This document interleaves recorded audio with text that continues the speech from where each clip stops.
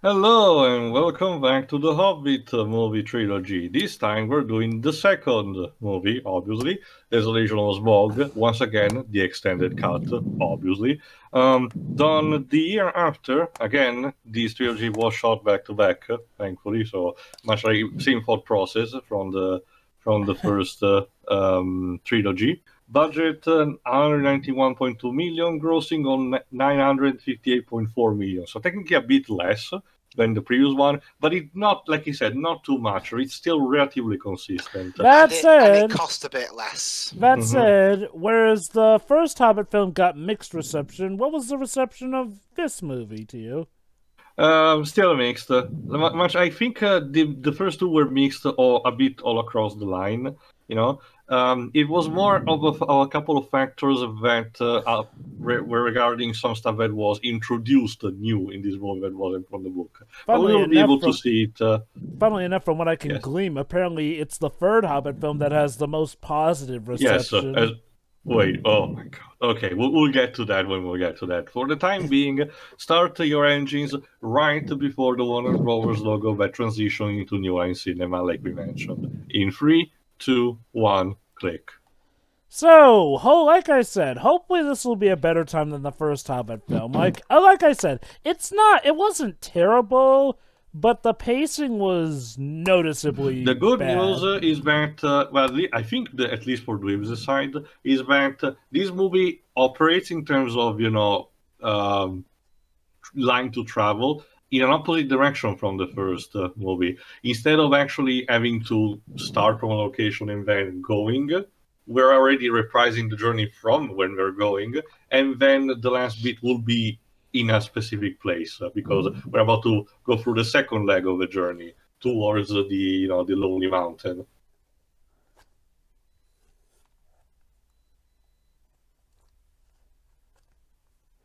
Now, there is a bit of a caveat when stuff is shot back to back to back. On the one hand, yes, it does allow for stuff to be received in good succession. On the other hand, it sometimes means that feedback may not factor in as much for movies because, That with too. how timing be the way Once it again, is. once again, I don't.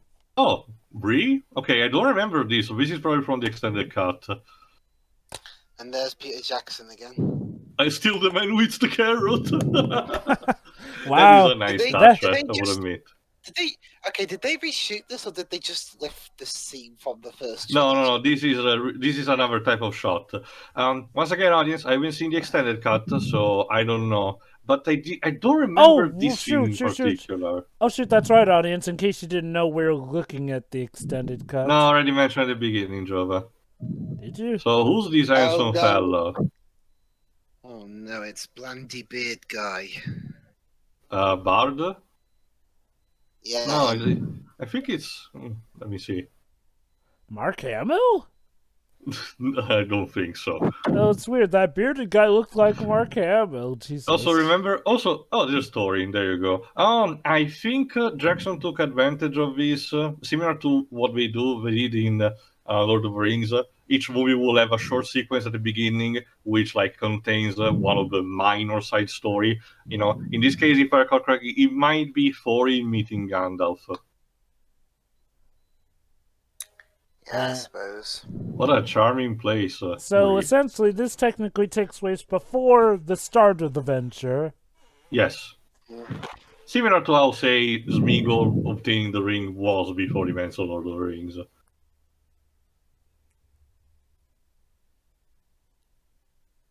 Hello.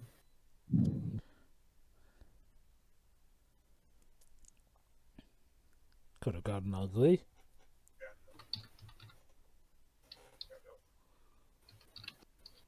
I read the script.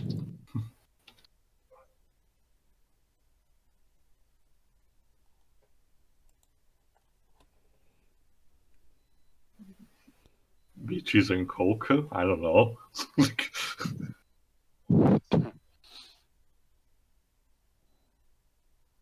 I don't think that's possible to do after being beheaded, son.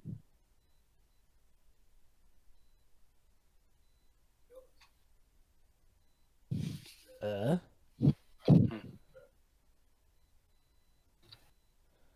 Again, based off of that flashback we saw, head went flying. We're about to see. Yeah. So again, how did he think he'd No. see? How did he think he'd see him wandering about after that? No. This is fine. Frode is the one who died. Oh right, yeah. I keep I forgetting. know that some of his names are a bit complicated to remember, but it's not that much, to be honest. Right.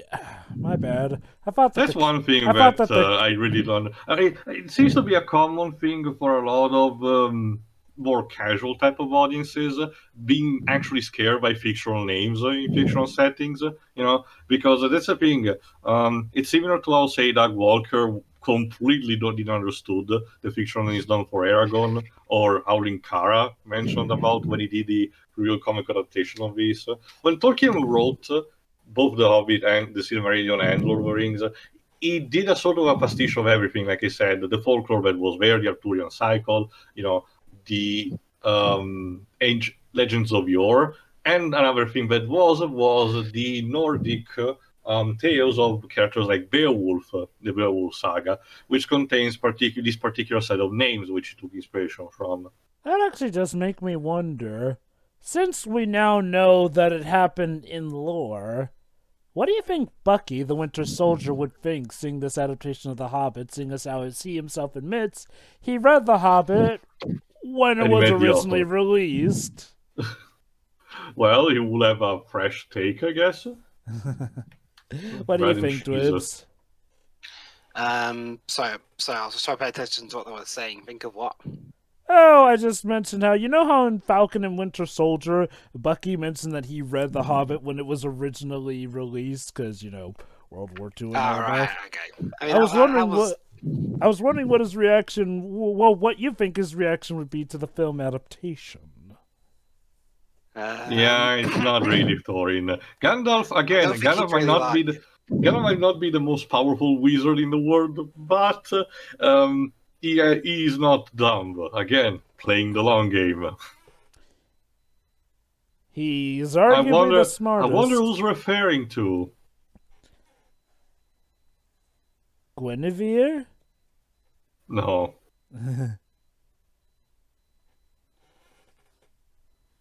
Written on skin. If you don't remember, it's the language of Mordor. Bad stuff. Yikes. Oh. That's delightful. Plot twist: Gandalf wants him dead. It turns out it's not Gandalf at all. Remember, at this point, neither Thorin nor Gandalf know that Azog is still alive.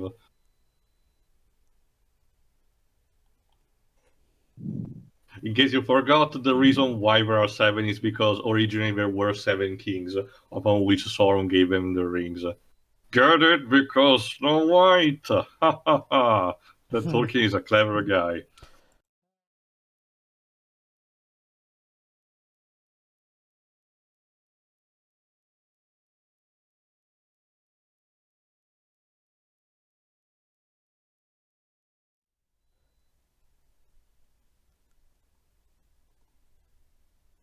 Mm-hmm.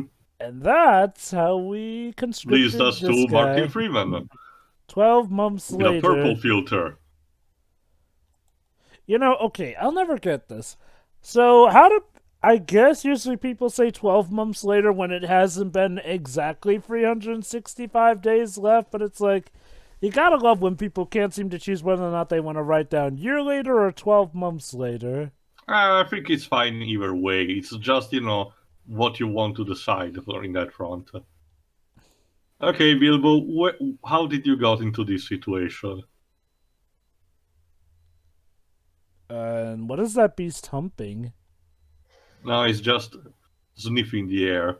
I wonder what that was.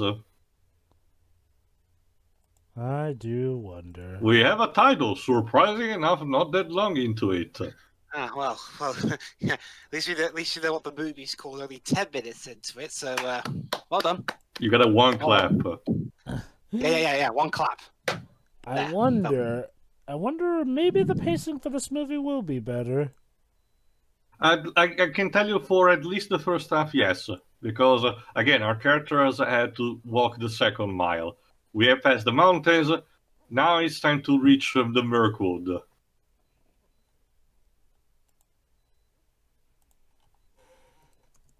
Mm-hmm. This is one character that they kind of fucked up a bit in the movie.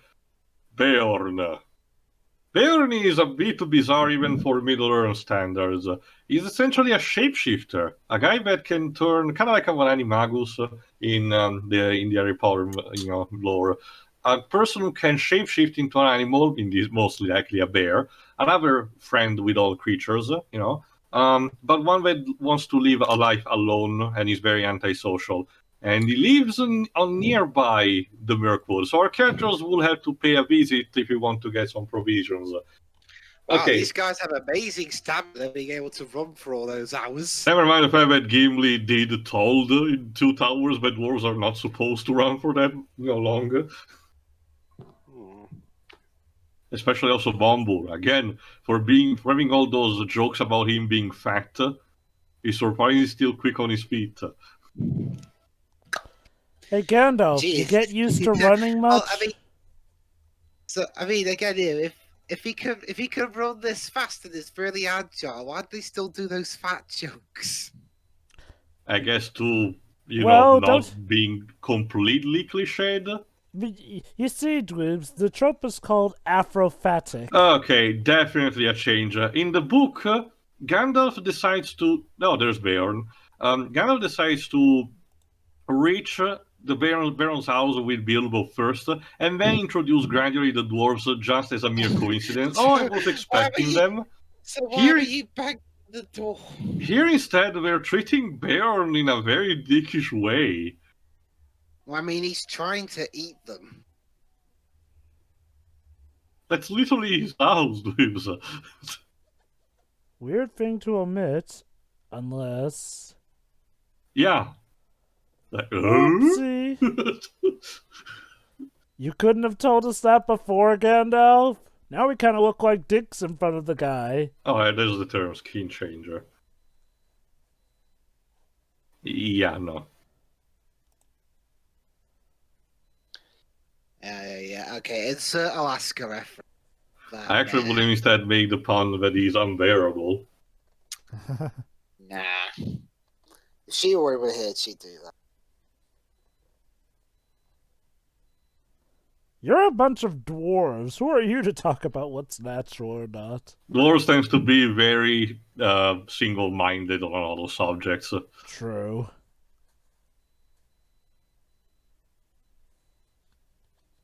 So... Again, I honestly don't understand who decided to apply this kind of change, because Beorn, while having this kind of antisocial attitude, Beorn was still a relatively gentle kind of, person when treating also with Bilbo and the others. But here they have a minor case of adaptational villainy.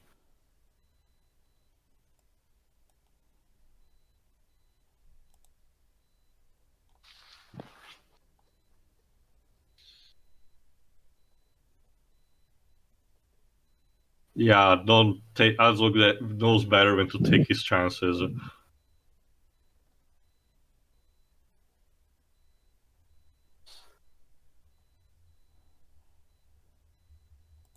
Oh?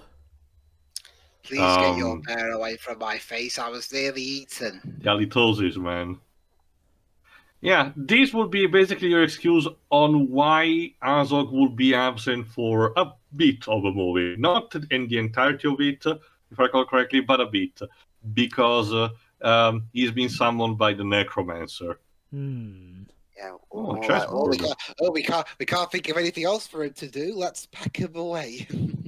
Also, they need an excuse because for a good chunk of the story, the dwarves and Bilbo are not actually getting attacked by anyone in particular while they're in Mirkwood, so they had to find an excuse of why Azog would not pursue.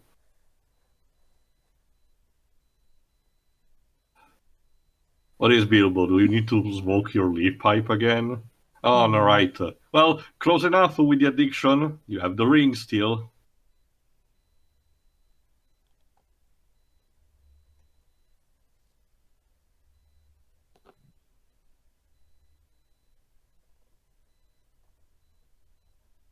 Again, I really don't understand why they pushed more the angle of the ring, because once again, when Bilbo finds it, it has only the benefit of giving the invisibility. Otherwise, it's perfectly normal. Here, they keep pushing like it's already almost at its full power. Hmm. I mean, it's nowhere near Mordor, is it? No, you will see also later for a particular sequence that I will have to talk about. But for the time being, let's see what the Necromancer wants from Azog. You're fired. Literally, and then he bursts into flames.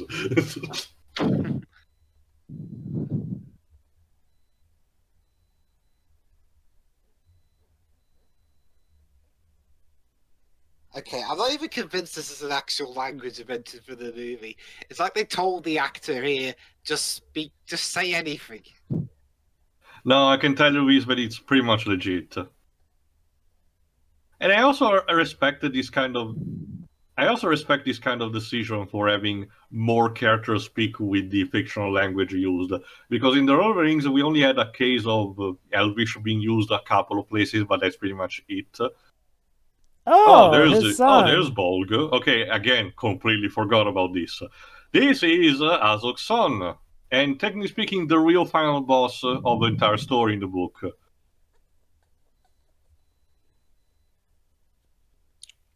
Get this plot moving. I know it's a Herculean task, but I'm sure you can. There we go. All right, let me check in the meantime who plays Human Beorn. Can I please enter my house now? I'm kind of cold.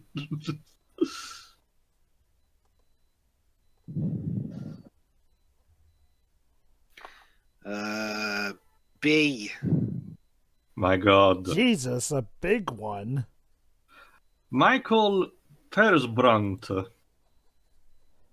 Let me check. He's a Swedish actor. Fitting. Let's see. In a lot of Swedish stuff. Oh! He was the Swedish voice actor for Shan Yu in Mulan. Huh. Apparently voice acted in a lot of Disney movies. And this is pretty neat, actually.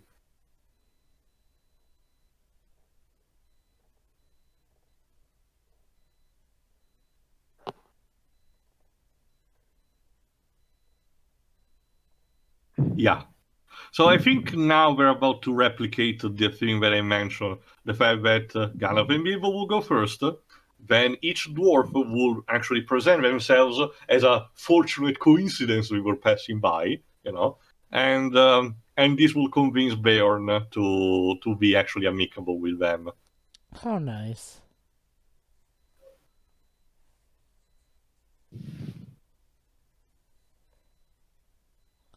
Get it? Because he's fat! Jesus Christ! Was that Is that the only? Is that the only? That's his character. He's fat. I get the feeling that may have been an issue with the book too, because... Okay, in one occasion it was, Jova, in a sequence Really? that will happen later, but it was literally only that. Otherwise, sure, the book states that he was, a bit corpulent, but otherwise they didn't actually did this kind of... These kind of fat jokes feel like straight from the 90s. They have no place here. Maybe this would have been better in a film like The Book of Henry or something. Or Gemini Man.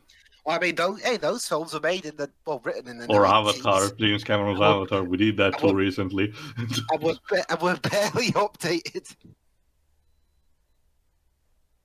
Hey. Big guy. Hello. Yeah, and I'm a giant bear. What's your point?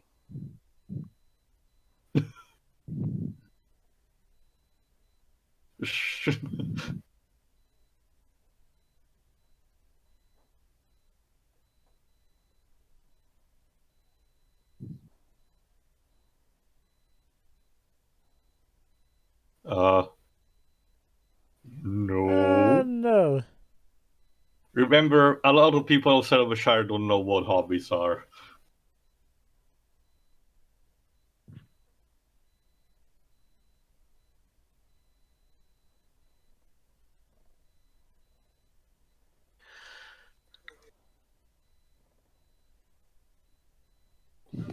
Yeah, Beorn, as you can, again, being antisocial and all, Beorn is like, it doesn't understand a lot of things. No, not now, you idiots!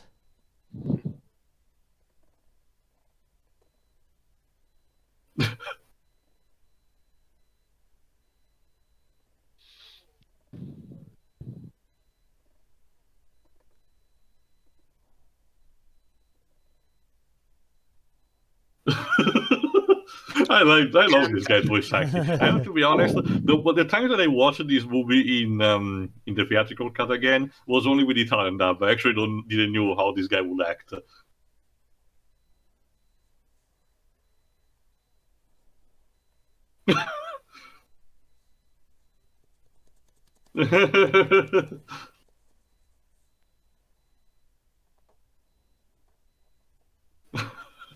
Gandalf is like fuck my life. Yeah, just boss, You had to be. Don't worry, Gandalf. She makes smiles. Don't worry, Gandalf. No matter what happens, this is the worst thing that can happen in your life. I'm sure of it. This is terrible.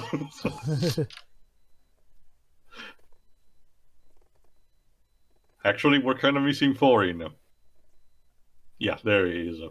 Of course. Again, always with the handsome entering in the scene. Every time Thorin has to enter a scene, he always has to have this mysterious, fabulous look.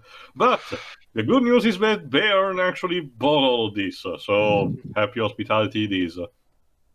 Well, it should be smooth sailing from here. Again, it's only a matter of actually, becoming friends with this guy. After that, it's all smooth sailing. Uh-huh. Yeah, if I recall correctly, this is also a subplot in his motivation in the book. Sauron, or in this case, the Necromancer with his troops, killed his wife. And ever since, he has not been the same, as you can imagine.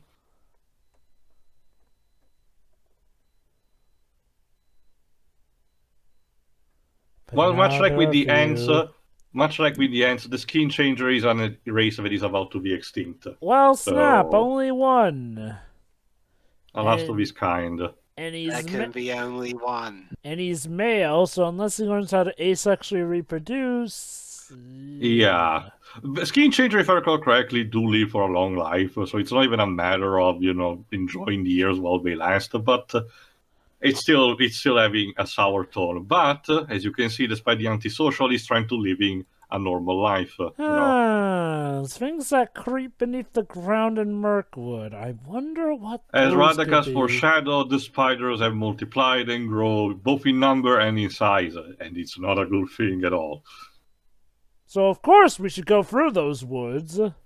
Sadly, they have to. Remember what Eldron said. They have a limited time before the location of the door they need to use is hidden for another year. So they don't have the luxury of taking no shortcuts. They have to make a beeline. Real shame the eagles couldn't carry them. But hey, at least we've got Beorn helping, right? So... Hey, cute mouse.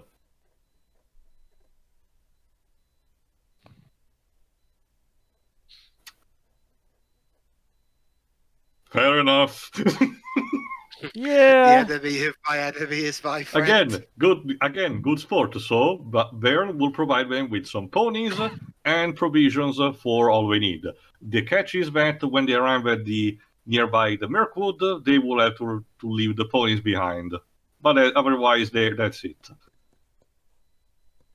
Now all they need to do is just not get lost in the deep dark forest.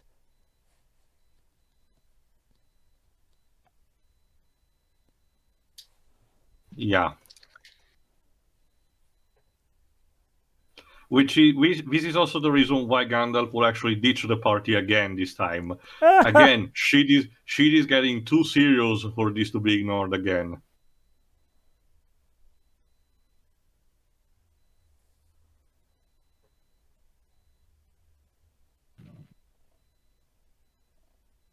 Give him a minute, please. Jesus Christ. Gandalf, hurry up, man.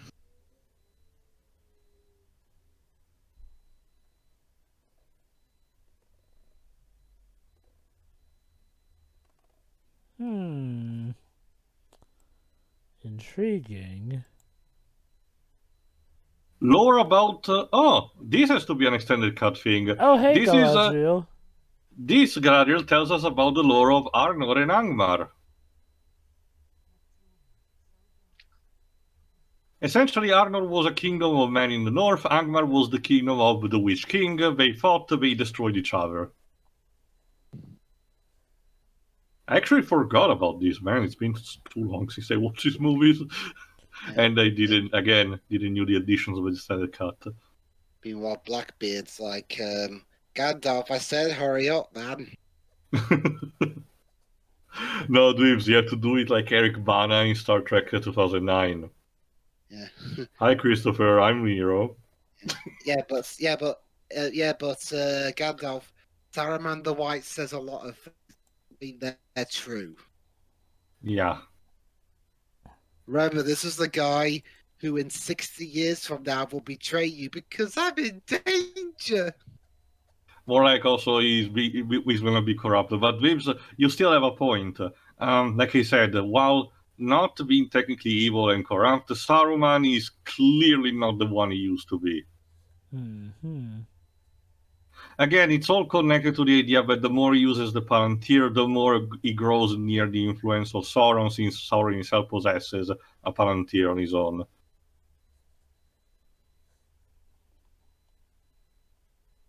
Well, at least they kept the promise. Yeah, I thought there's going to be a thing where they're like, "Now we'll take one of this." Yeah, the entrance to the Mirkwood. So, it's simple. Just stay on the path. That's what Baron said. Never stay away from the path. So how long until they stray from the path? You'll see. To be fair, okay, if I recall correctly, it happens here too, but at least in the book, there's a good reason on why they eventually strain. It's not something that is in the range of control. Oh, I know what what you're I know. thinking. It's just Mirkwood doesn't seem to be that big of a deal of a forest. You know, it seems relatively fine on its own. Yeah, no. In the book, it's especially grating because they spend a lot of time there. So it's kind of like that one dungeon in an RPG. Yeah, pretty much. It's basically the equivalent of what a desert might be for dwarves or a sewer for me. I think, if I recall correctly, the book streamlines it a bit to be more bearable. Hi, Kate.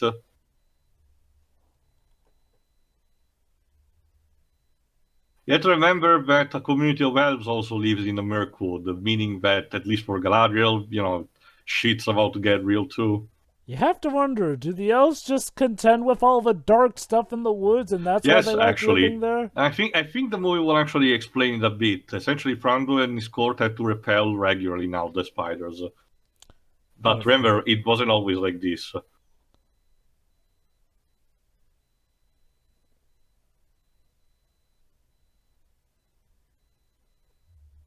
Uh-oh.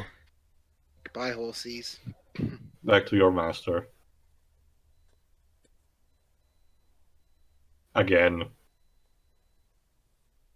Again, props to the movie for actually explaining, giving a good reason why Gandalf is to leave, because in the book he just does. He just tells him, no, I have to go away now, more important stuff is happening. But at least here you understand the gravity of the situation. So, sorry, what will he have to do? To converse with somebody? He's basically going to go to the tombs of the Nazgul. Not just that, he also, to get the ultimate proof that he seeks to present to the White Council and prepare the war against the Necromancer.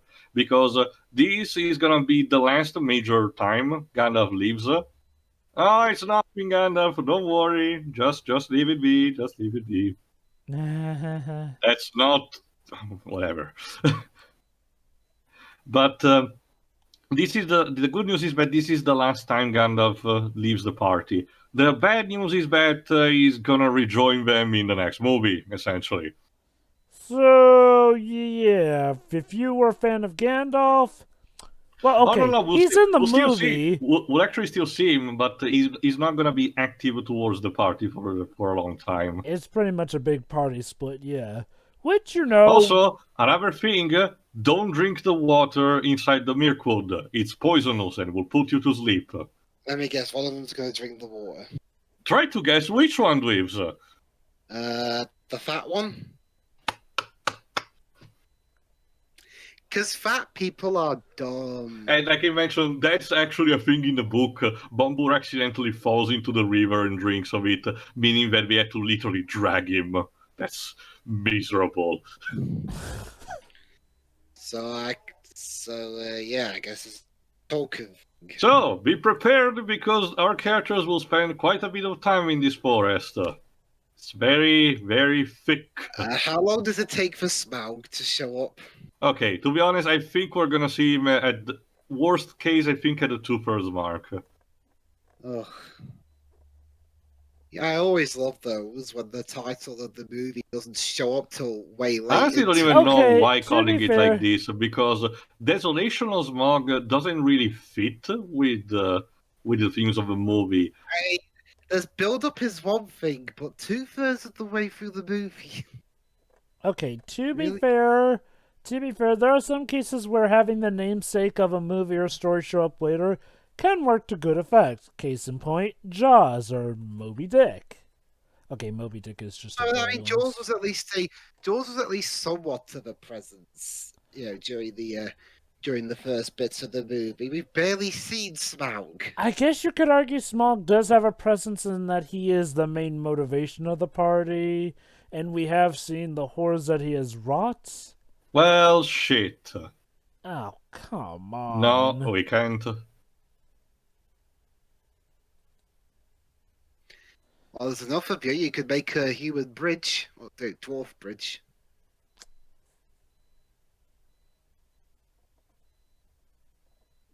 Well, crud. Bilbo, what are you thinking?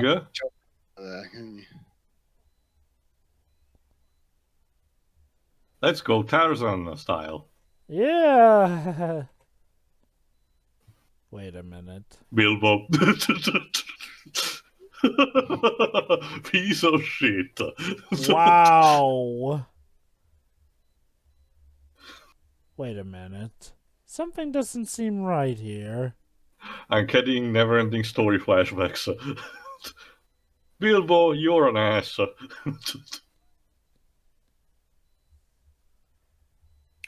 Yeah, just again, don't touch the water. I'm also getting labyrinth flashbacks. Oh? Remember, there's the place, I forgot what it's called in English, but there's the place where King Jared can send you, where if you fall into the bog, you will stink for all eternity. Lakes.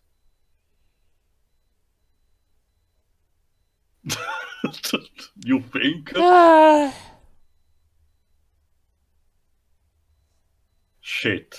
Whatever happened to one at a time? You remember also what it was also said? The fact that the air gives you actual illusions.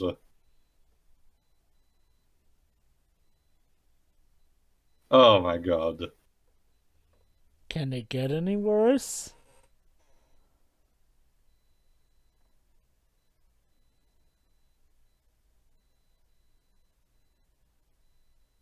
Oh dear. Peace, Bob. What are you doing here?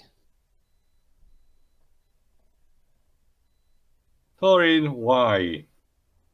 You don't need it. But it could be useful. I love the slow-mo. It sounded like Bilbo was stoned out his ass.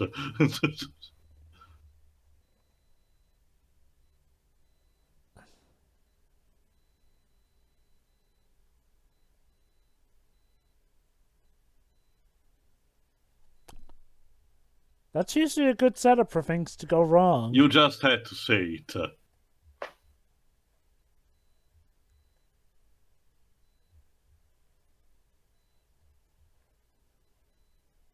And yes, like he said, they have to literally drag him.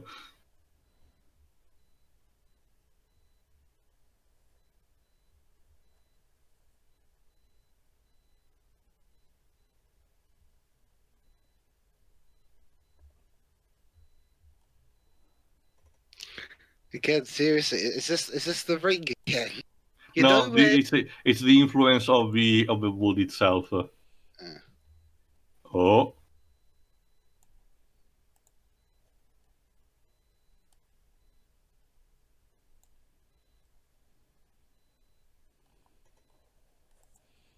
I get the idea what the movie is trying to accomplish with the visual and sound effect to make you feel as dizzy as the characters.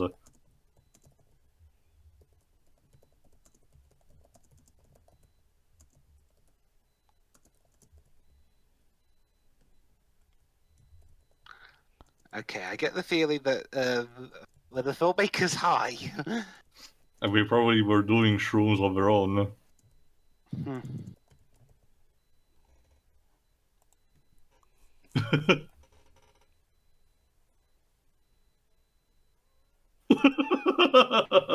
Okay. The film's on some Dude. sort of trip. I guess that's the Either that idea. or is the actors ranting about how the story isn't going anywhere.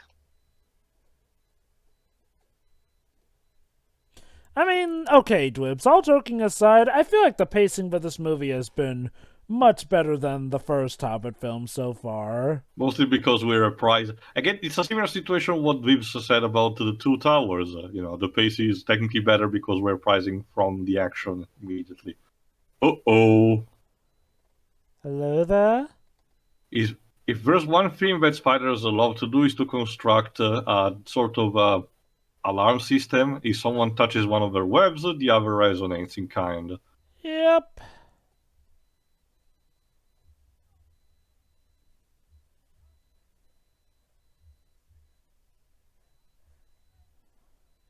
Martin. It's a little too late for that.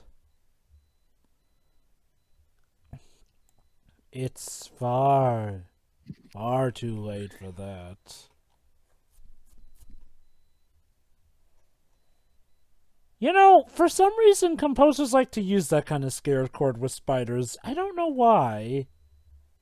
I get the idea to represent the how delicate technically they are in moving with where their actual are what's the term arms not being something that okay, that's My. normal, not being able to produce that much sound, and of course the shooting of a web. What the fuck are you looking at? Okay. Are they trying to be hammy? Mirkwood, not even once.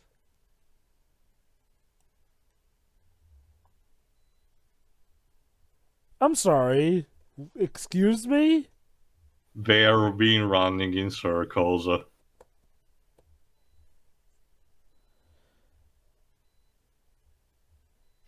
It's just a bit where they're going to start fighting. So Bilbo has an idea, if I recall correctly. Use the ring. Yeah, I thought so. No, climb up the tree and see from there.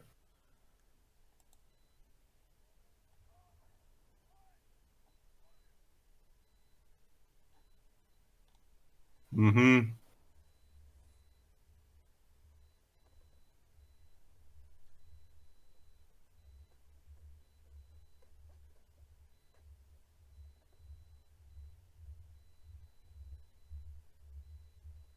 You can do it, Bilbo. Come on. And yeah, so much like in the book, it's described that as soon as Bilbo breaks the surface and actually gets to breathe the air, it's this super, not intoxicating, but liberating effect. Mm-hmm.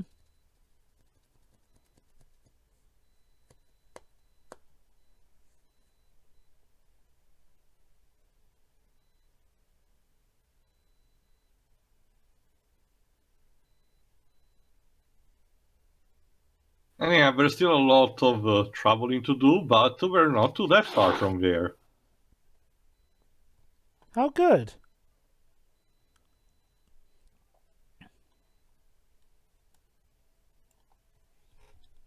Yeah, about that.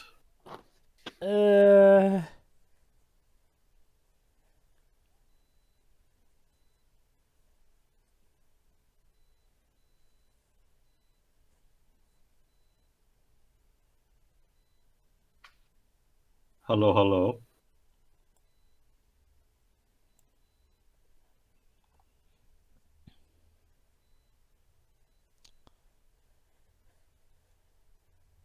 Oops. Wah, wah. So it seems that the Baggins tradition is to be fuck me. But Tia, they have such beautiful faces, don't they? No, Jackson, I hate your fucking insects. Shadow was a bit more tolerable, but this. Wait. How is Cheryl more tolerable? I don't know. Maybe because it was more big and she was moving slowlier. This is just terrible. In case you're wondering, dweebs, yes, the spiders can also talk. Yay! I mean, a lot of other creatures can talk in this series of films, so I'm not too True. surprised. Remember, Shelob did not actually spoke. If I recall correctly, it's justified a bit here because Bilbo will be able to hear him only when he gets the ring on him.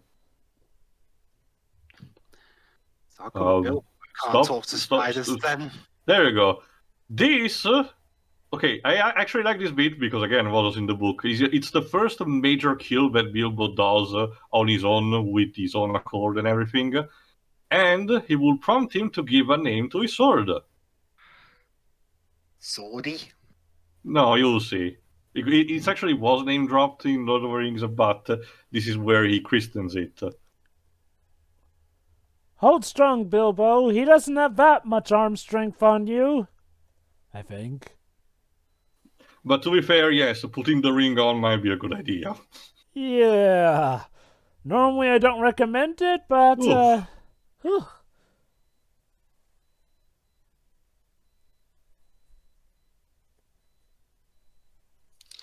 Okay, are they talking about how to kill him, or Yes, how to eat him then. or are they giving a review on TripAdvisor? Let me check if we know who the spiders are voiced by.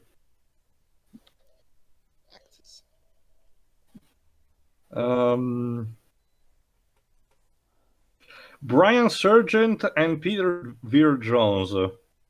Huh. Apparently, sadly, this was the final performance of Peter Veer Jones before he passed away in January this year. How sad.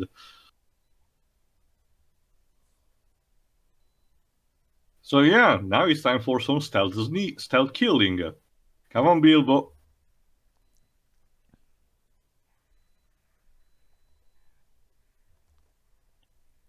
Sorry, dearie, but dwarfs off the menu tonight. Okay, that was just literal flexing, Bilbo. Come on. There you go. That's the name we will give him. Sting. No, sadly, dweebs would not have the others give their name to the other members of the police.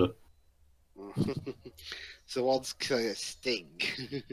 Yes. Yeah, I mean, to be fair, I can't think of. I don't know what kind of sword you. I don't know what kind of weapon you name Copeland after.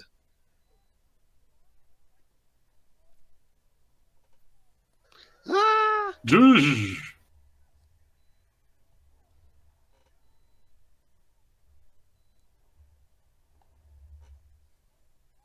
Oh shit. Oh. Whoa! Crud. Also, another thing that the sequence in general is a bit rearranged because before encountering the spiders, the dwarves encounter a particular type of thing that probably might happen later, but you will see.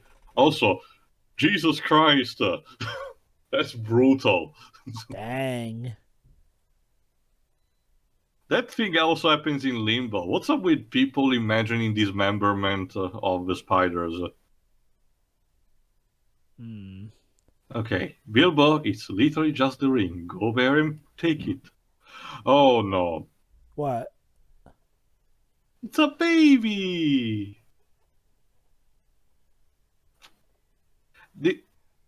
This is to showcase the fact that Bilbo, despite having possessed the ring for just a few times, is already that vicious in killing anyone who wants to take it. For the record, this was not in the book. Yeah, I imagine such. This, again, it's going a bit overkill by the fact that he's literally killing a kind of an infant or something with just a vicious attitude. I guess as far as he knows, that thing was gonna eat him as well. No, it's just because it was about to get the ring. That too, yeah. Yeah. Oh, I thought I was going to say my precious. No, it's gonna start only in Lord of the Rings. Okay, Bilbo, seriously, you need to talk about your addiction. Well, we can talk about that later when we're outside of the ferocious forest, filled of all things that want to kill and eat us.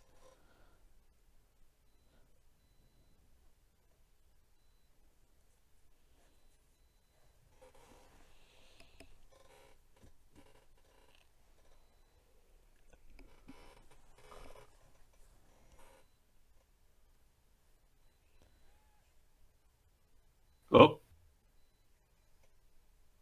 More. Okay, if I calculate, there it is, Orlando Bloom. Yay! Oh my god. What? I wasn't joking when I mentioned the fact that he was gonna become more OP with each massive movie. In case you're wondering, no, Legolas does not show up, nor is even mentioned a bit. But to be fair, this is an addition that I actually like, to be honest. It kind of makes sense that Legolas would have been present in the events of these and had some sort of reaction. So including Orlando Bloom was a nice choice. Much less is this new character, Evangeline Lilly, playing the character of Toriel. This is clearly put in because not necessarily complaints, but I get the idea that some of the Warner Bros. Mentioned this is too much of a sausage fest. You kind of need a supporting female character, which, fair enough, I actually don't mind the idea. Much less is the fact for how she used a pointlessly love relationship with Keely, I think. Doesn't that kind of go nowhere? Also, hold on, we're about to get an Easter egg.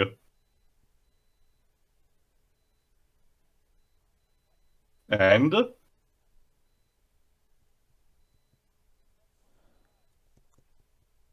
I'm sure I will never become a friend with him. Also, Again, that is still a bit kind of pandering, but that one I actually like. Again, this movie actually ups it a bit better on that front. Ha ha ha. Too much daggers. Okay, like I said, in the book, this is actually handled way differently. Before Encounter the Spiders, the group actually sees banquets and bonfires all over the place, but each time they try to reach them, the elves teleport away mysteriously, leaving nothing behind. So this contributes to the dwarves getting a bit pissed off. So after they deal with the spiders, the elf captures them like this, and it will also reinforce the conflict of this. In here, they just show up like this out of nowhere. So, from one capture to another. To be fair, I'd rather have be the elves than the spiders. Also, you gotta love how the elves have this one area that's all nice and bright. Bilbo will just follow silently with the ring. You gotta love how the elves live in the one area that's more... I'm gonna shut the door on this. Anyway, you gotta love how the elves live in, like, oh, the one area in the Mirkwood that's actually sunlit and bright. Mostly because they make sure it's kept that way. Probably again, for good reason. Despite that, they still need to, protect their borders. But yeah, okay. All right, I actually haven't checked. Let me check who plays this fabulous gentleman that is King Thranduil. Go on, Jova, in the meantime. But yeah, like I said, the pacing so far in this movie has been significantly... Jesus' eyebrows. Lee Pace. Yeah, the pacing has been significantly better in this movie than it was in the first Hobbit movie, because it feels like there's better sequencing, the events tie in better, and so far, it doesn't feel like we've had any huge halts in the plot. Oh, okay. He's the actor of Ronan the Accuser from the MCU. Huh. Ronan the Well, Accuser, those isn't two he will. that? The villain Oh, of Guardians of the Galaxy, and he also shows up for Captain Marvel. Those two will. Also, it was a Oh, character in the yeah, Book of him. Henry, apparently. Oh, Oh yeah, those. Oh yeah, guy. oh yeah, those two will never hit it off. Again, like I said, and remember what I said in the previous commentary? The fact that there is something everyone agreed upon was they did not like this one. They forced the relationship between Toriel and, again, I think it's either Philly or Keely, is completely shorn in, and no one in the crew nor the actors actually liked it. It's Why did they clearly do it then? it's one of the worst of the editorial mandates, executive meddlings. Yeah, God, editorial mandates. Don't get me wrong. Editors can help write great stories. In fact, that's sort of their job. But you get the feeling that editorial mandates eventually just become an abuse of power, not to mention the fact when executives suddenly start deciding that they're better story writers than the actual story writers. So, Thranduil, much like in the book, Thranduil interrogates Thorin while looking like a creep, and not believing a single word with what Thorin says to him. And with the rivalry between the Wood Elves and the Dwarves that were living in the Lonely Mountain, you can imagine that this conversation is pretty much one-sided. Mm-hmm. Side note, I kind of love the fact that Thranduil has a crown that reflects the season that's going on. It's pretty in line with what the Wood Elves would do. Do you now? Yeah, Thorin's reaction is just, yeah. Oh, again with that thing. Remember the flashback in the first movie, that set of jewels? But dwarves do not really negotiate on these kind of terms. Dwarves love themselves their diamonds. Also, there is sort of the notion that the dwarves found it first themselves and the elves just want it because... Sparkly? Yeah. Ooh. Oh. These facial reactions.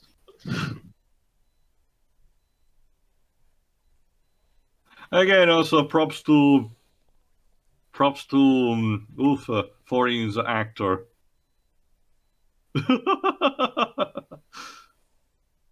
Yeah, props to Richard Armitage for the performance, but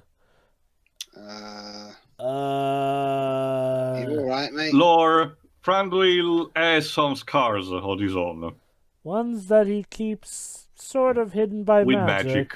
One thing that it's not really elaborate upon, but you don't really need, is that Thranduil, being a king of the elves, Thranduil does possess magical powers of his own. Similar to our Lord and some kind of clairvoyance, Thranduil is all about that fabulous image, but it's just a facade.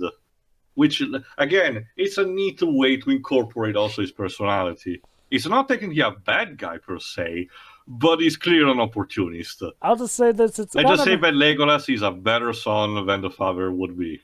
It's kind of ironic because these elves were supposed to be the nice ones in the Lord of the Ring trilogy. Again, Legolas is the bromance between Legolas and Gimli is more powerful as a result of that, because it's two cultures that clearly can do nothing but clash with each other.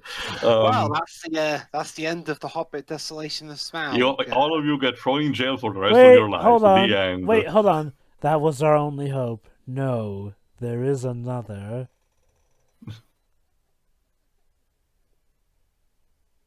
Okay, this is bullshit. He's bluffing.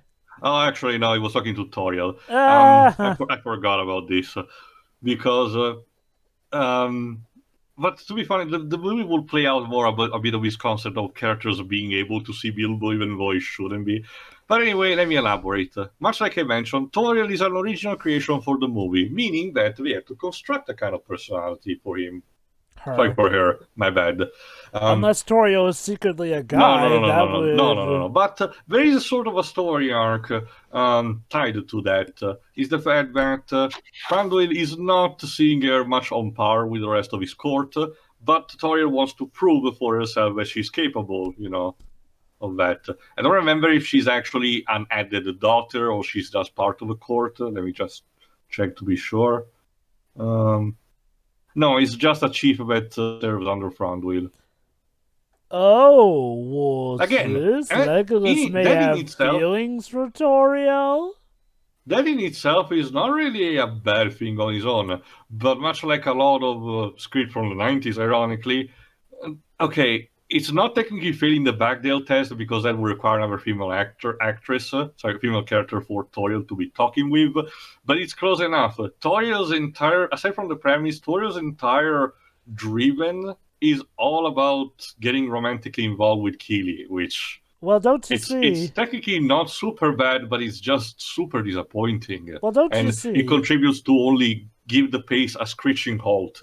Well, don't you Yes, sir? see? It has to do with the fact that she could never be with Legolas anyway, so I guess she'll be with Keely instead.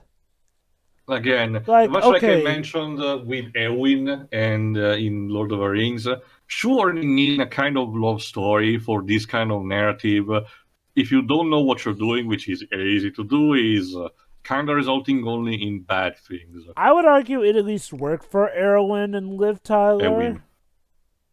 Eowyn is the nephew of Theoden in Rohan. Arwen is the daughter of Elrond. Damn it! I was thinking of. Again, Jova, I don't chastise you too much for not remembering all of the names, but there is a bit of a logic behind each of them. I was referring to the guy who becomes king in Return of the King. Aragorn. Aragorn, yeah. Aragorn and Liv Tyler. I'm sorry, Erwin. Arwen. Sorry, Arwen. Jova. No, don't worry. But yeah, here's my question about the romance. What was the point of bringing up Legolas having feelings for Toriel if you're gonna have her... To give, guess what, Jova? To give a love triangle! Yay! Except we know how and this like love I said, triangle is gonna go. No one like this. Absolutely no one. Okay, look. Having a forced romance is one thing, but forcing in a love triangle when we know that Legolas isn't gonna end up with her anyway? Why? That's also the thing that I didn't talk about in the previous movie. The foresight. If you're coming here from seeing Lord of the Rings, you're pretty much have all the tension deflated on some particular elements. Will Bilbo survive? Will Bilbo keep the ring? Will Gandalf survive? Will Legolas survive? So there is that kind of thing going on, I guess. I don't believe the movie still makes it work. It's a stigma that a lot of prequels tends to have, in general. The idea that a conflict might feel pointless because you know already a character will survive or die anyway. I wonder. But I argue that stories like this still should be done for the sake of telling a good stories. I don't really diss too much Crisis Core for this factor. I diss it for different reasons. But I still do believe a storytelling about what Zack did before 597 could have been done still. Okay, Crisis Core has a lot of flaws, the story included, but I do feel like the good moments in Crisis Core do make it worth existing. That said, though, we could have done the whole... I do think we could have done without the whole, Gekt was behind it all thing. That was a little silly. But, Let me give the proper quote from TV Tropes.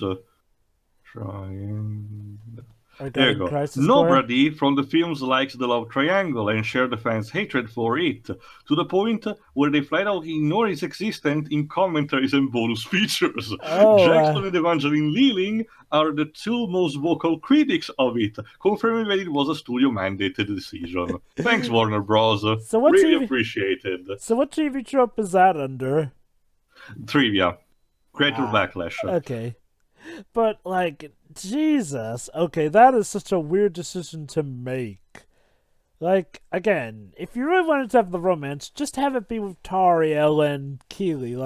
the whole Legolas thing, I feel, just absolutely pushes it over the edge and makes it absolutely baseless.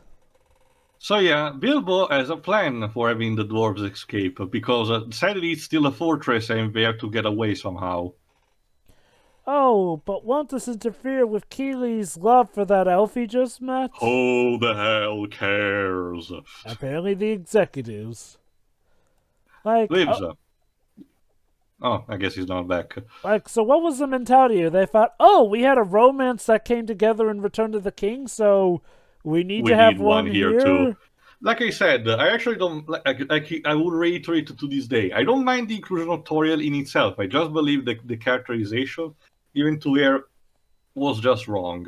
Because Link also pointed this out. The book in itself is a sausage fest, pure through and through. So the idea of adding this original creation, but as long as it did not disrupt it too much the movie, wouldn't have been that much of a problem. Okay, here's one thing that instead is changed. In the book, Bilbo has this plan of having the dwarves stuffed in the barrels, which will then be thrown into the river, and that will allow them to go through their destination. Here's the thing, the movie is doing that, mind you, but the book manages to have Bilbo doing that in complete secrecy. The elves do not manage to discover anything, and only later show up at the Lonely Mountain and are like, wait, weren't the ones we captured a long time ago? Here instead they create unnecessary conflict for having unnecessary conflict for the sake of having another action scene. Oh, what, more spiders? No, the elves actually have noticed that we escaped, so you will see essentially a chase sequence. Nothing to see here, gentlemen. Oh, but now he's stuck Fuck. there. You didn't think this through, Bilbo, didn't you?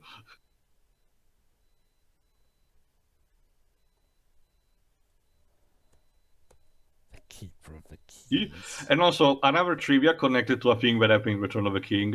Like I mentioned, elves can drink liquor. Specifically, they're more into wine, while dwarves are more into beer. Of course. Because they have such Bilbo, a you're an idiot. refined taste. So, the guy who took down the set of spiders and then something Gollum suddenly stoops to that. He's actually about to get a new type of a new nickname, the Barrel Rider. Another thing, in the book, the barrels were actually completely sealed tight, and Bilbo actually had to ride them towards the destination to make sure the dwarves did not drown in them.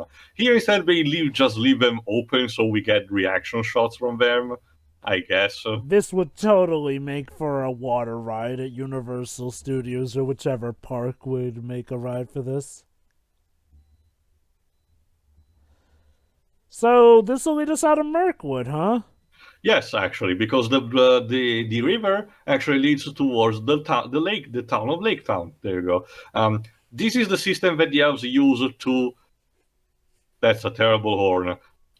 This is the system that the elves use to commerce. They send usually grain, fruit, and wine towards the city in exchange of money. So I'm curious. So Legolas being in this is completely original to the movie, right? Yes, but I argue again it's one of the things that they added that actually works. True. Again, Yeah. much less is this weird conflict in the escape sequence. Oops. There's a Bolg's entourage. May I be unknowingly coming to our rescue? More like the distraction will be the perfect thing for our poor dwarves to escape. Actually, does make me wonder. So, does Legolas's character arc in the film? Okay, well, does he have a character arc in the film? Yes, more like okay, he's not super necessary, but he manages to oversee the events and start to have his own development about believing that not all dwarves are complete pigs, And which that's why again he's will lead to him be like that in the Lord of the Rings. Again, it's a nice touch. yeah, because I notice he's acting downright racist in this movie, and like that's different from. Remember, this so... is 60 years before the events of Lord of the Rings. Also, 3D ad shot. Oh, Bolg also is an archer on his own. Let's see how he's capable. Oh, Keely, no! At least it was in the knee. Oh snap, are we about to lose a party member? Even though it clearly survives until the end, but whatever. Oh, but Oh my Torio god. comes to his rescue, Jesus, with the music and everything. Again, our short score is still fine by me, even in these worst moments. It's just the, the romance thing. Also, Whack. yeah, another thing that I see now, a lot more 3D shots meant for the 3D visuals of the movie, for the releases.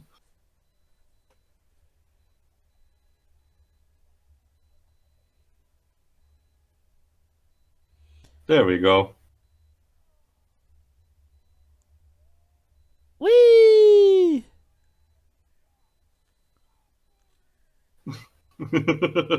You mad, bro?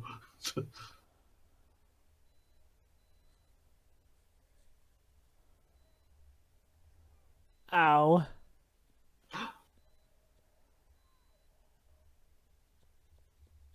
Also, Toria lost her bow, I think. Guess you can get another one.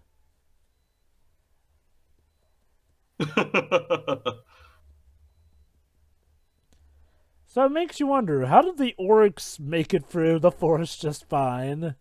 Because they're serving the necromancer, which gives them more, good indication and protection. The spiders of this particular forest are also working for the necromancer. Oh, how nice. So the spiders just let them pass through. Mm-hmm.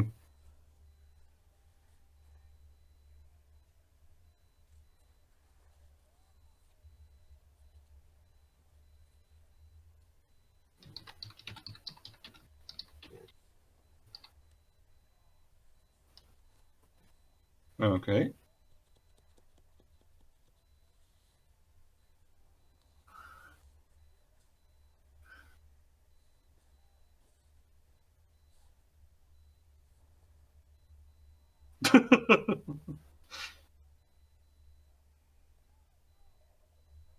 There's also another thing. The dwarves, technically speaking, lost most of their equipment from when the elves captured them, aside from some particular things. So there you go. Ah, an axe. Okay, that's a bit too unnecessary, to be honest. But it's also a good showcase of the teamwork of the dwarves, so it's fine, even if it goes overboard a bit too much. But again, it's a good good showcase. Also, again, because his fat Bombur gets to be used mostly for this type of physical slapstick comedy and even action on that. Oh, but now he gets to kick butt proper. Hey, it's the official movie adaptation of Pop-Up Pirate. Is that a Hasbro thing too?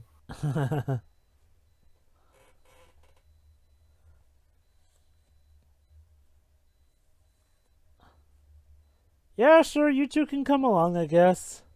I love also the fact that Legolas gets to be untouchable, much like in the Lord of the Rings trilogy, but Toriel is the one who actually sustains some damage on which occasion. No, look at how pretty and perfect he is. Oh, two with one arrow! Oh my god. Okay. At this point, they fucking knew the memes, and they just allow Orlando Bloom to surf on everything. I get the feeling. For the record, in case you don't remember, there you go. In case you don't remember, there was they're taking it up into Isengard remix done when the Two Towers came around. Apparently, Jackson made a small video when filming this particular movie. And had Orlando Bloom actually sing the remix. That was pretty neat.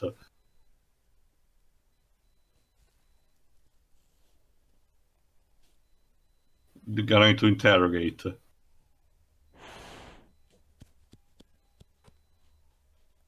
Okay, also another thing that I actually can see. It's been 10 years at this point, so it's kind of showcased a bit that Orlando Bloom tends to be a bit older than when he was in the original trilogy, but it's still fine. Also, kudos for him. It was nice of him to help the dwarves escape. Meanwhile, Gandalf needs to consult with the tombs that is being mentioned about The tombs of the Nazgul. on Arnor. doesn't Sorry, that the remains of Angmar, sorry. doesn't that seem familiar? Mm-hmm. Guess you Oh, need to know the war between Arnor and Angmar supposedly ended with the Witch King's defeat, but as the prophecy states, no living man can kill him, and since it was one of the kings of Arnor that killed him, it was only a temporary thing. Shit! I'm too old for this shit. well, I hope you're still around in 60 years and you somehow get to your prime.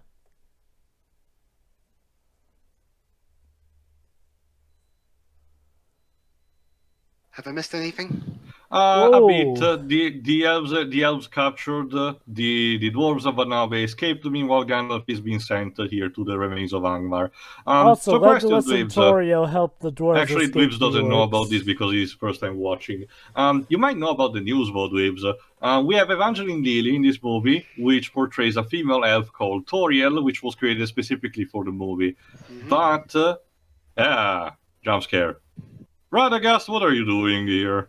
I'll mention it later, Dweebs, don't worry.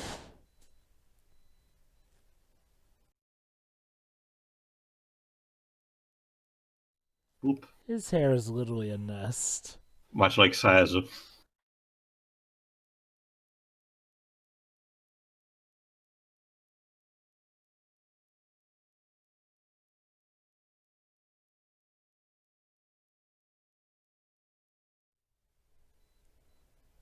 It's This he. person had to know to have done something really terrible. Yeah, this was a maximum security prison, and all of the cells have been broken. Meaning that the Nazguls are once again free.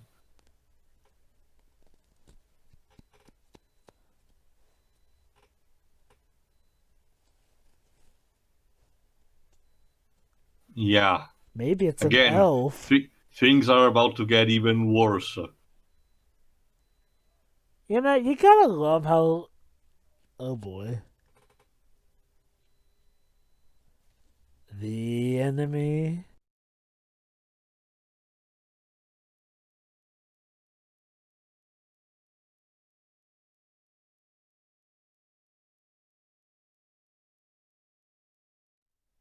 Yeah. So. Oh dear. Was this a thing in the book? Because. Yes, this is the appendages. Again, Okay, they understand that okay. the necromancer, the entire subplot of the necromancer, like I said, this is the point where Gandalf understands that shit is more real than they even thought, so that's why we need to move against the necromancer and we need to do it fucking now.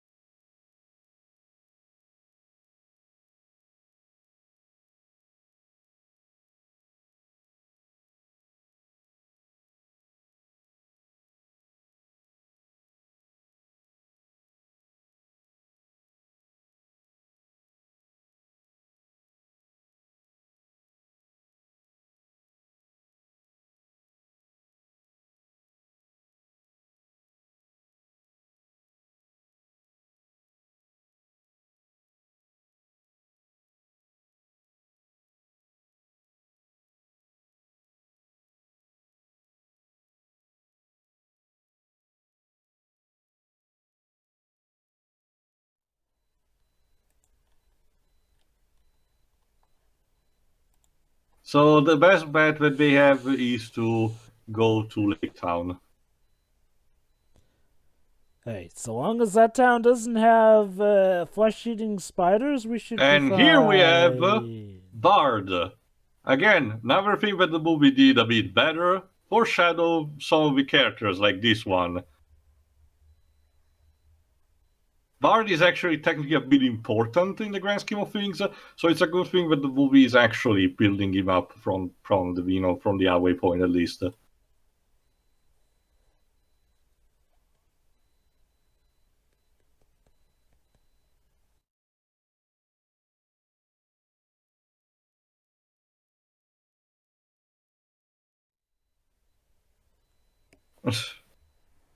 He looks like Gaston from the Just live with a action. mustache.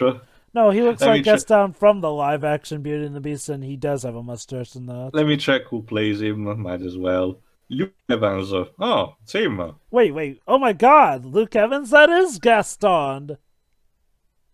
Hilarious. Also, it was in the 2011 Three Musketeers movie, the 2010 Robin Hood movie.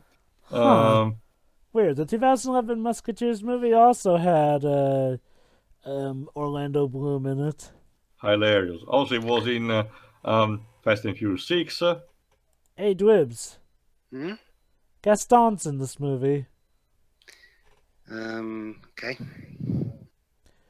Anyway, like I said, Lives, what do you might have heard about this whole thing. One of the worst things that happened with this trilogy is the love triangle that sparks between, Keely, the new character created Toriel, and the returning Legolas from Orlando Bloom, which, by the way, was in the book.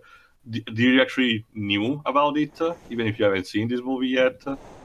I've heard rumblings. How big? I can tell you this, Lives, it's not good, and no one in the crew nor the cast actually liked it. It was completely executively mandated. Okay, this bit is also added because in the book the characters just arrive with the barrels normally on their own, and they actually get greeted normally. Here instead they put this kind of angle that they need the bar to smuggle them into the city and then will be introduced. Because I mean, the more infamous scenes of the movie I've heard are involving barrels going down a waterfall. Already went there. Don't worry. So you avoided that at least. How was it? I actually liked that scene. Okay, it was in some bits was unnecessary, but it wasn't the worst thing ever. Honestly, and also Legolas defying gravity. Again, yes, he served on multiple things. Side note, I actually really like Legolas armor in this movie. Pretty neat. Oh, so it seems that the arrow that took Keely in the leg is poisonous.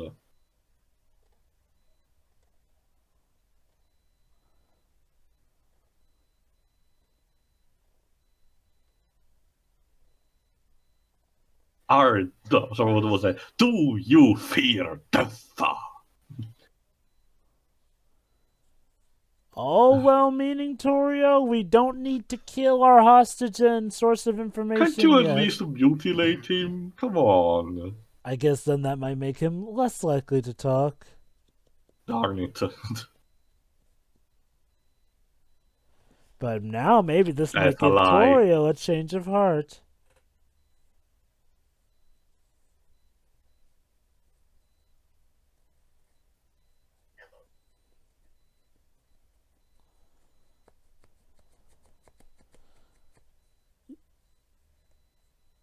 You sure about that? Yeah, they know jack shit.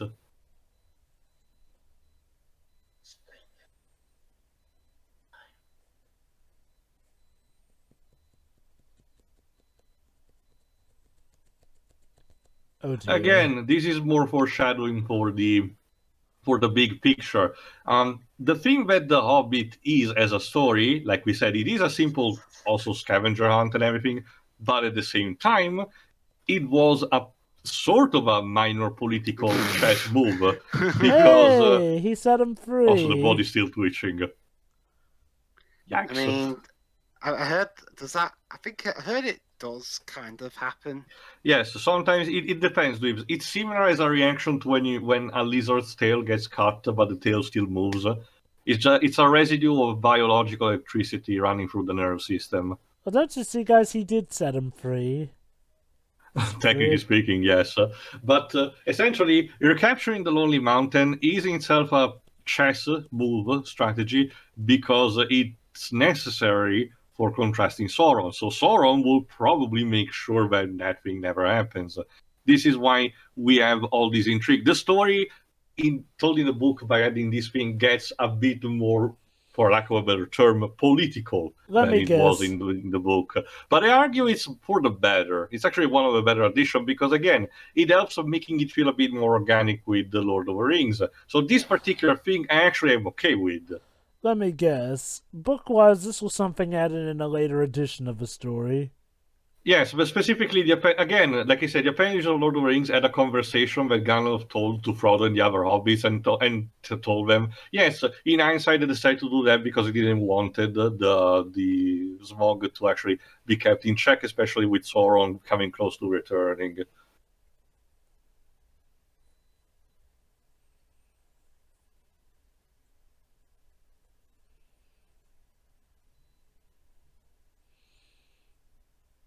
And they're still rowing down the river. Lemon life is but a dream.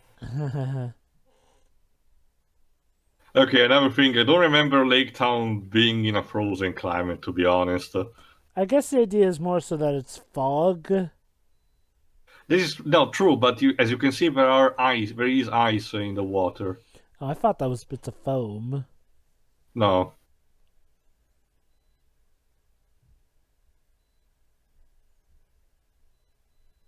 Okay, Glibs. Hmm? You have more experience with Luke Evans. Does he always act that way? To be honest, I've only seen a few bits and pieces of stuff that he's been in that I haven't seen with you guys. Okay. Well, no, apparently it was in the Fast and Furious movies, so you should know him. Yep. Apparently he's Jason Statham's brother character in those. Uh-huh.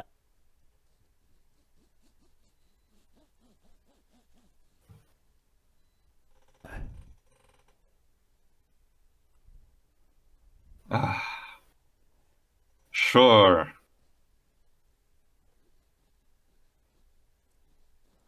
I do like that little touch that he even looks like Ghibli, too. Mm-hmm.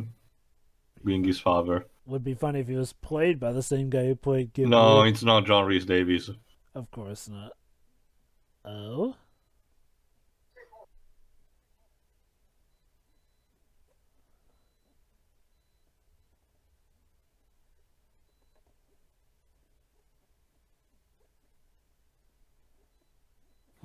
Okay.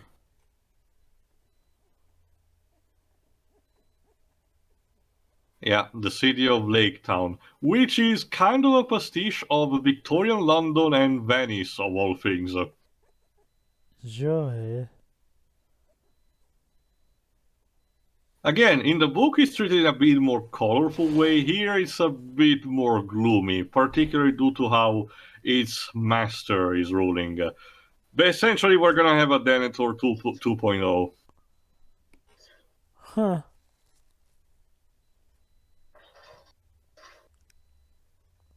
Ow, ow, ow, ow.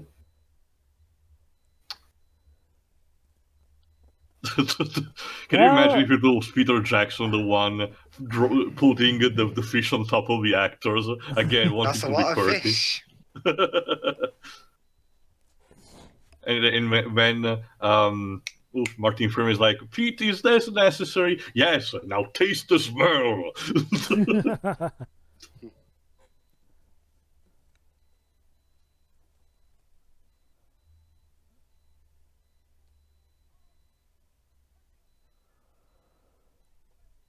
Oh, Percy, I think it's him.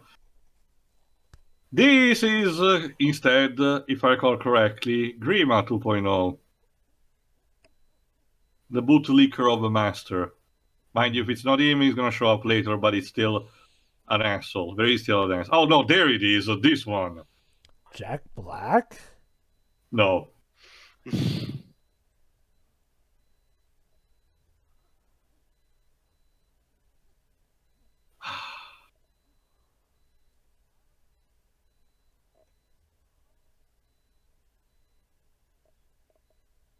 Oof. Ugh. Okay, let me get this out of the way. In the book, the Master of Laketown was like not necessarily a bad guy, but more of a kind of a lazy asset. In here, they had some kind of villain both to him and his right hand man.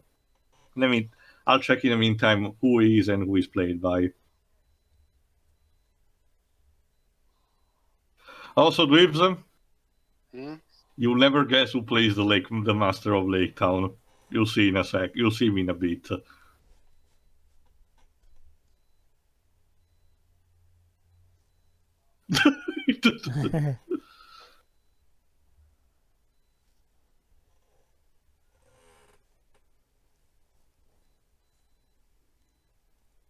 There you go. The character name is Alfred, the servant, played by Ryan Gage. He's mostly a theater and TV actor. His little first role was in the 1995 Judge Dredd movie as a kid, because this guy was born in 1983. Ha. Ah. Also, there was these movies. Then he was in Scottish Muscle and 100 Streets. I don't know these ones. Oh, I was in Clips. You can help me on this one. He was in one episode of Red Dwarf. Which one? Season 12, episode 1. He was Adolf Hitler. Ah, yeah, the recent ones. And That was anyway, a good episode, actually. speaking of inside Clips, that's Stephen Fry as the Master of Laketown. Stephen Goodness. Fry. With a horrible, horrible mustache. That mustache does not fit his face at all.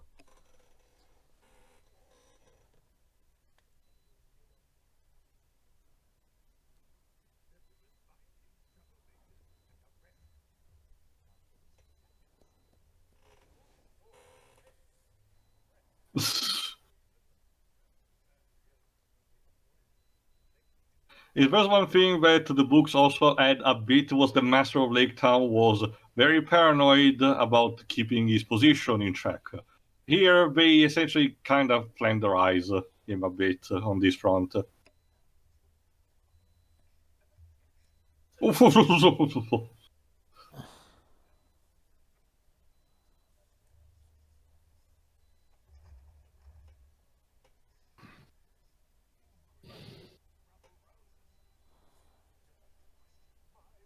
I don't know.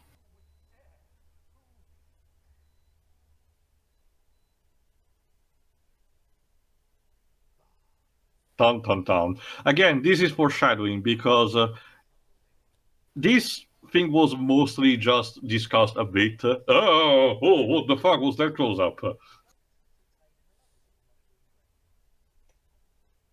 Thank you. We needed to see this.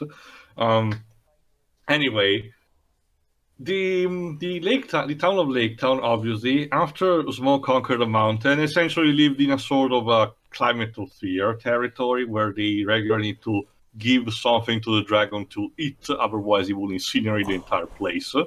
And this gave a rose to power to people like the Master here, where while the original descendants of the rulers of the town, which Bard is the last of remaining of his kind, came essentially fell out of power. Mm-hmm. Again, Bard is essentially a character a bit similar to Aragorn in a sense that he needs to reclaim his rightful place from a position that is a bit corrupted. So I like the idea that it was foreshadowed a bit more for this movie. Again, compared to the previous movie, this one has improvements all over the place. The pace is a bit better, it goes a bit faster. The additions are not really pointless, and even some more down moments are toned down compared to the previous one. Kudos. Yeah. Imagine being covered in fish for that long. Think about the paycheck. Yeah.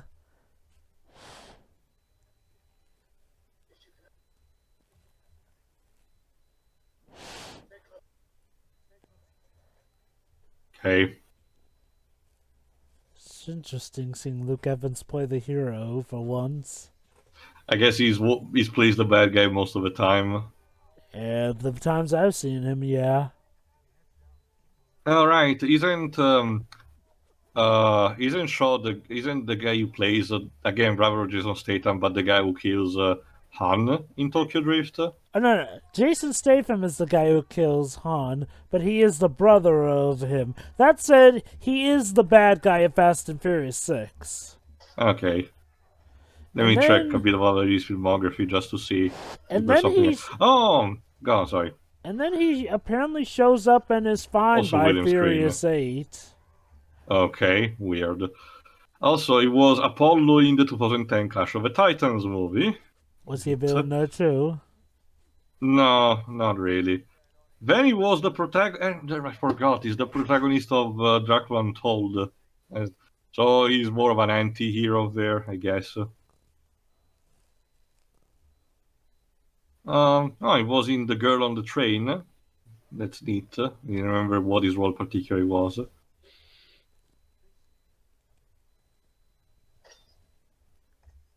And apparently he's gonna be in the Disney live action. There is the Disney live action version of Pinocchio as apparently the stagecoach man. Oh man. Wait, Luke Evans? Yeah, apparently. Bit thin for the job. He doesn't have as nearly a freaky scary face that'll scar me for life. We'll see what happens. Shit happened, Lord.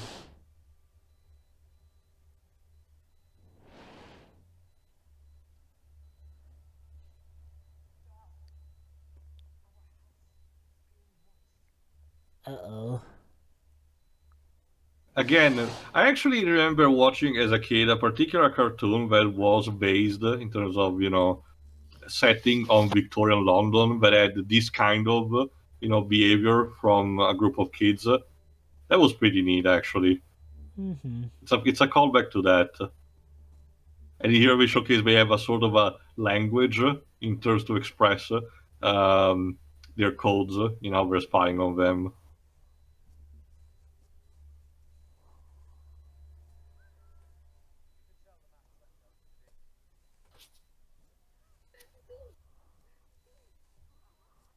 Okay, I honestly don't remember if Bard had a family in the book, but it's relatively harmless.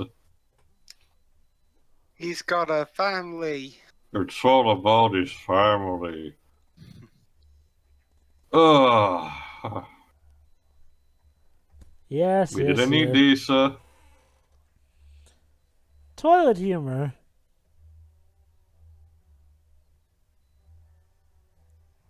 Also, Bilbo, you haven't said anything in a very long while. You wanna talk a bit? Yes.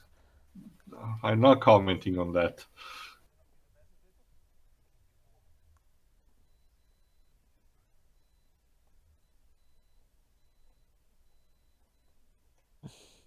The ballista.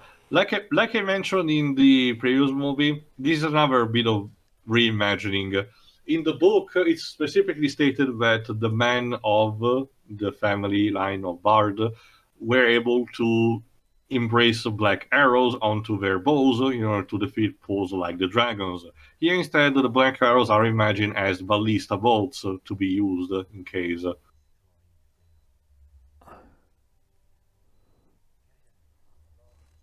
There it is. Yeah, the scales are too thick.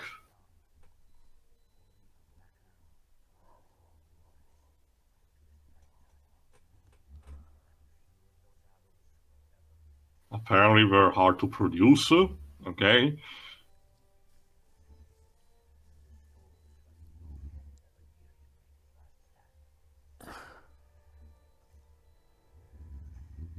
And sadly, it didn't succeed, as you can imagine.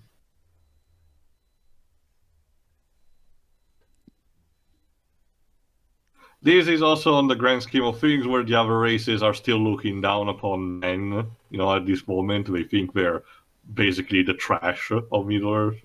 The irony, considering how it's the men who arguably get the most done in the long run of things. Pretty much. Right.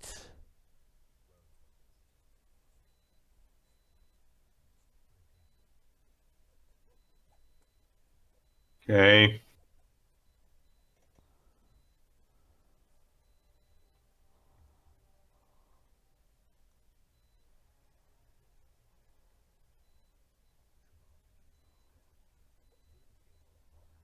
Mm-hmm.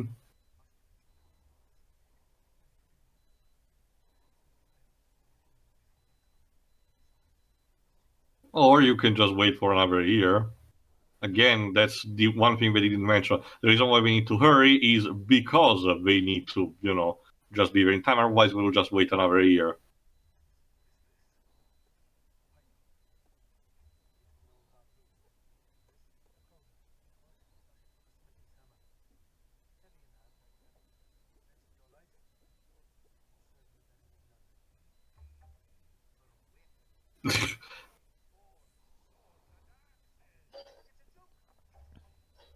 Get this shit out of here.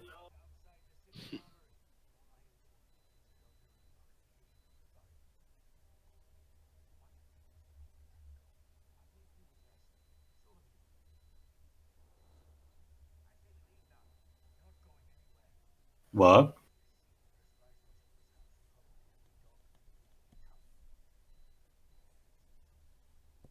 Ah.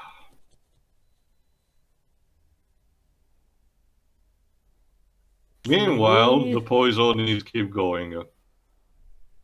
Again, this old tension is a bit fabricated for the movie because in the book, as soon as they arrive to Laketown, sure, the master gets a bit confused, but actually welcomes them and actually prepares them. If I recall correctly, that's what happens also later here. I guess here it's to have more tension and a setup for a duel with the master. I guess. Well, not necessarily a duel, more like his eventual fall from power, Bard rising from that. How did this fall from power occur in the book? Mostly out of coincidences. Also, that's a surprising amount of gore. Was this an extended cut thing? I Not don't remember sure. that. Toriel, what are you doing? Okay.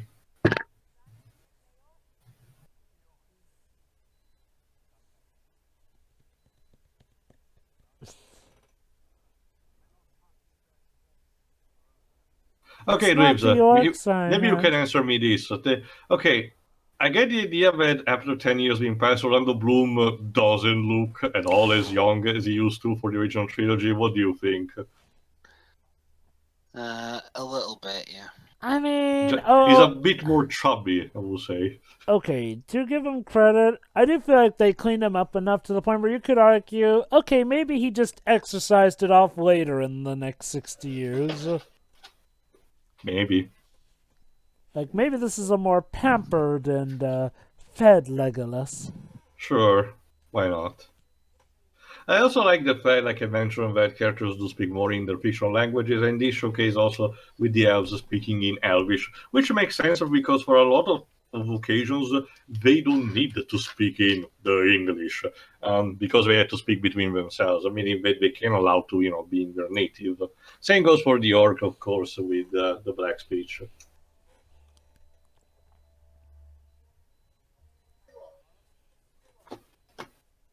Um,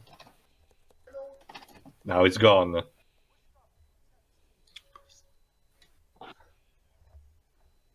There you go. A thing that is in the book is the fact that the tapestry tells about the forecoming of the king under the mountain that will reconquer it.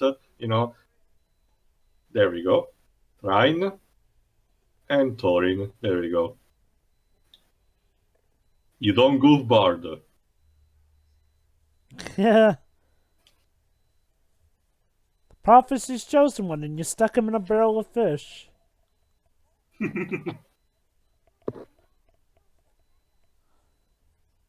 Oh dear.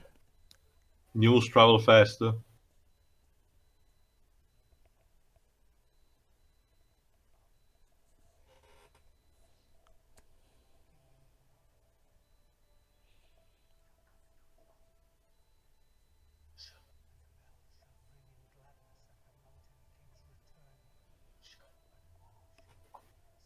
This is also another occasion of what was technically a song being, translated into an actual poem, which works.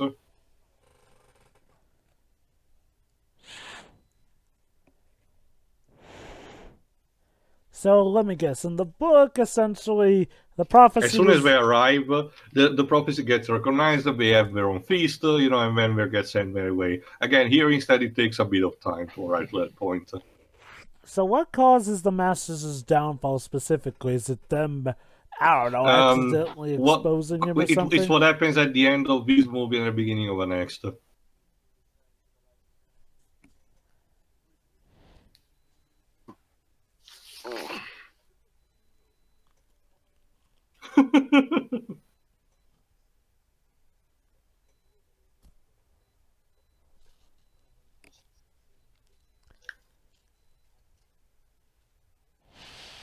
The guy in black reminds me of Vince Russo.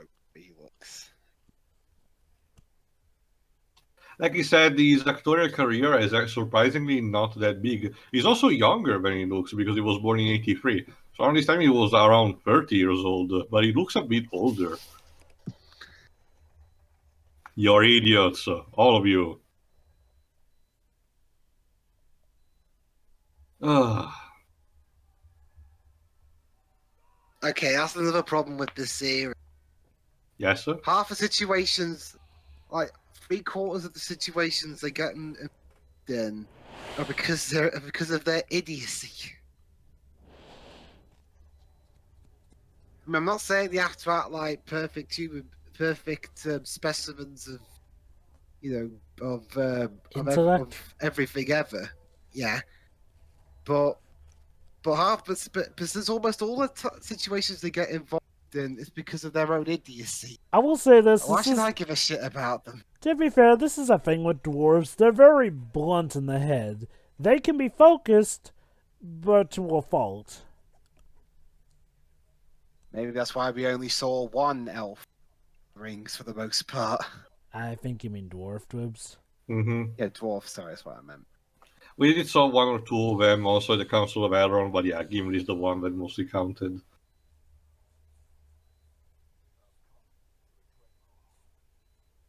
And that I think was a trailer shot.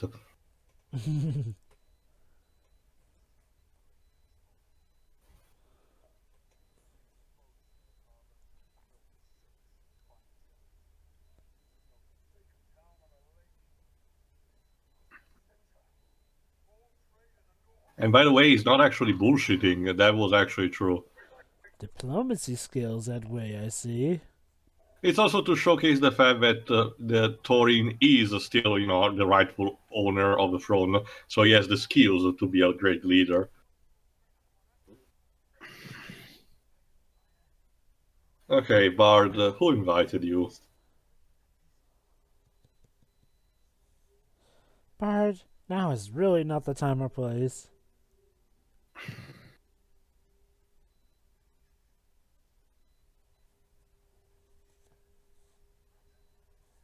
Even the elves? That's a semantic line. Come on. You It's not, better hope that the elves weren't there to hear that, otherwise they're gonna be flashing the receipts right in your face, bud. no, just humans. And the master is like, sure.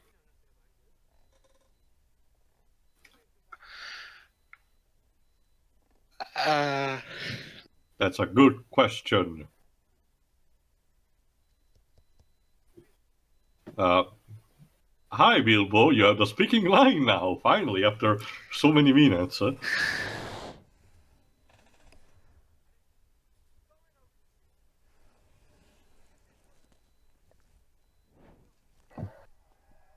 Keep that in mind. Let me guess, he's lying. Well, not necessarily. Also, that's another thing. All of a sudden, Bard becomes this more antagonistic figure because he's afraid the dragon will retaliate. You know, but in the book, again, he due to him only showing up when the dragon attacked, he wasn't exactly against Thorin.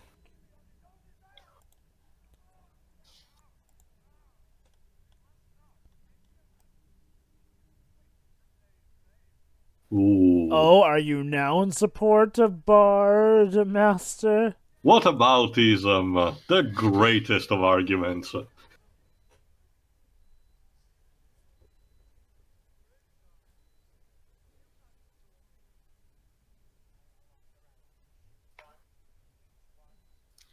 Your dad sucks. Your dad sucks.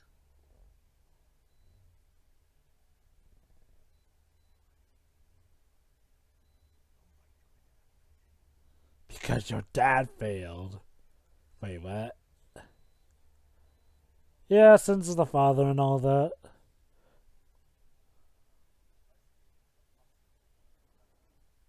Oh ho. Playing to his ego.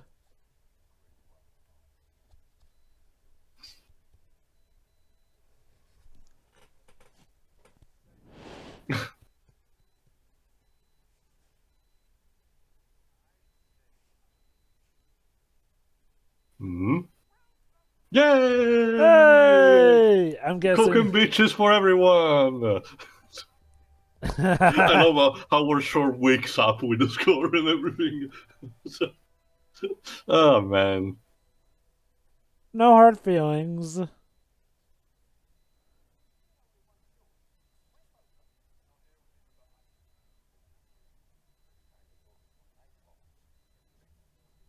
Also Bilbo with that helmet. Sadly, we skip over the entire banquet that we had, alas. You could have mentioned this beforehand, Torin. You're kind of a dumbass. So you waited until we were getting onto the boat to tell me I'm At the not last coming? moment.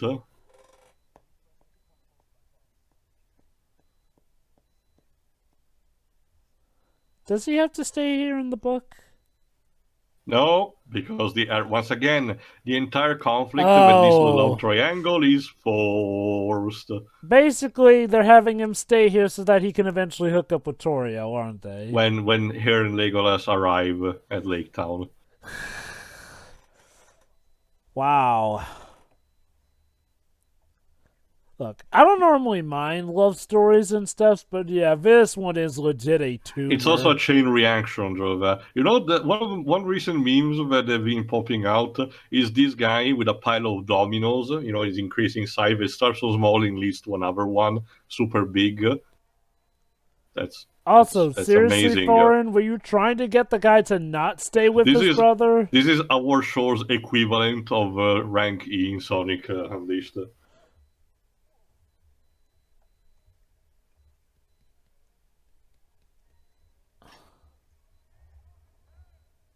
It's not the beginning of a movie where one of our characters is late.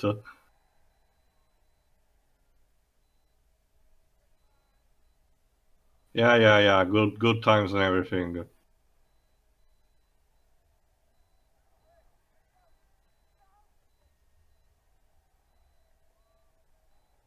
I guess there are free dwarves staying behind. Kinda. The moment has passed, get back to work.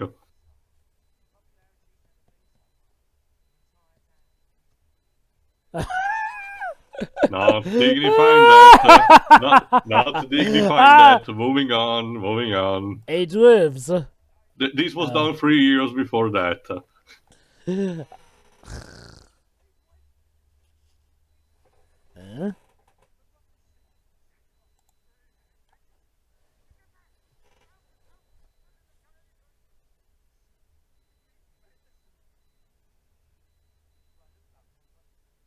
Well, get one.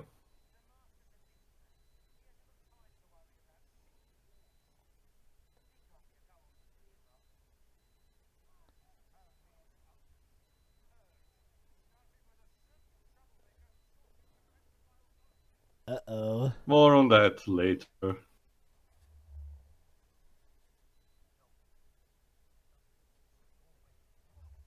Really?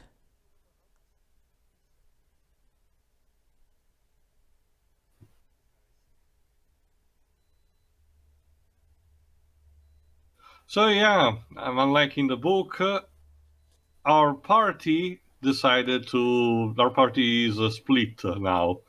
And The legit, important. the only reason that they split was So to get finally, the. we're finally at the Lonely Mountain. Yes.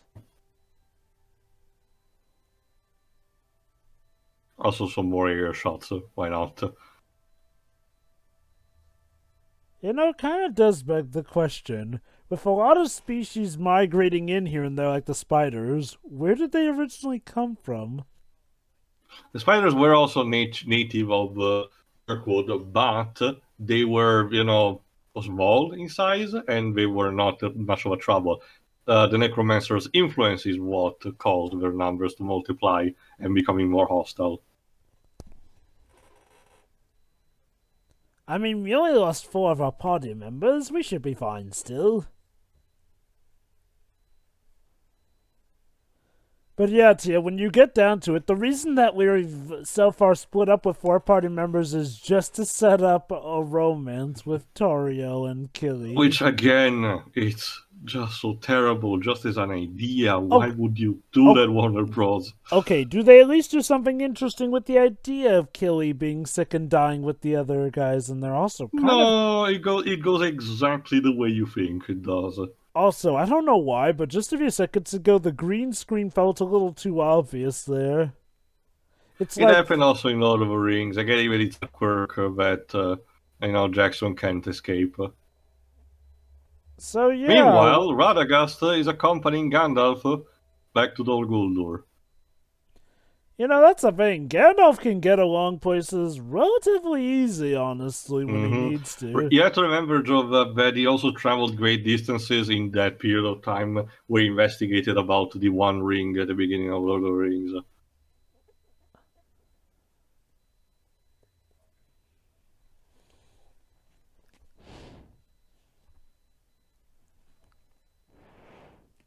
Meaning that we can, take advantage of that.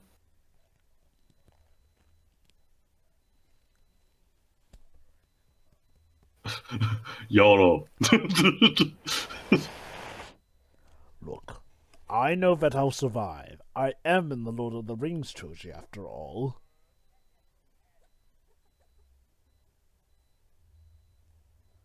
Now don't do anything stupid, Radagast.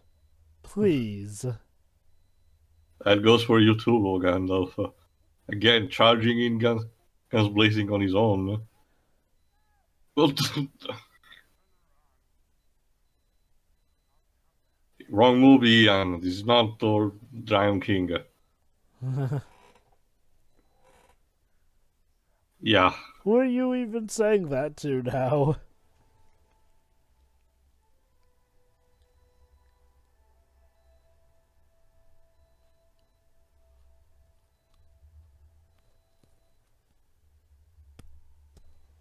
Oop. Okay, that was necessary. Place has probably seen better days. Again, it was originally a Númenórean fortress that was later reconverted into this nice place. I see some of the old occupants decided to stick around. Maybe we just wanted to give a hand.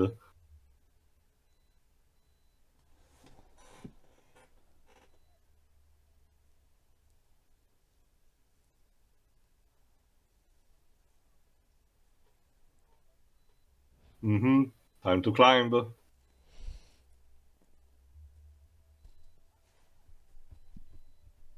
Thank goodness those stairs maintained over It's the one of those time. fire escape stairs.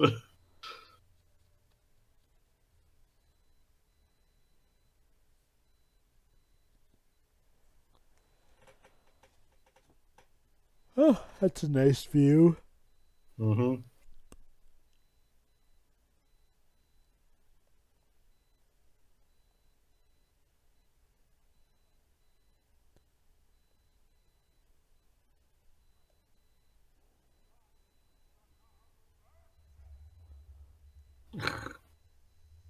Well, gee, when you put it like that.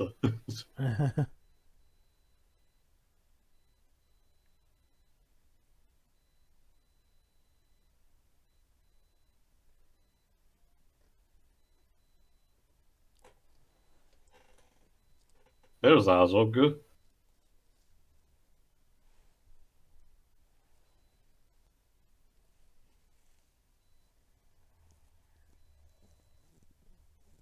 Again, it's still one person against an entire army. Yeah.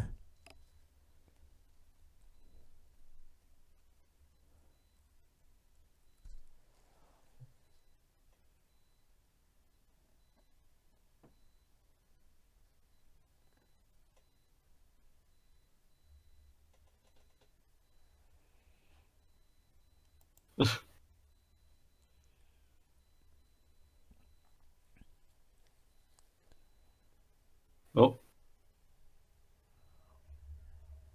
Really, Gandalf? You got surprise attacked by that? I guess he was more naive back then. Again, Gandalf is very good at, doing the reacting like that. Oh. Oh.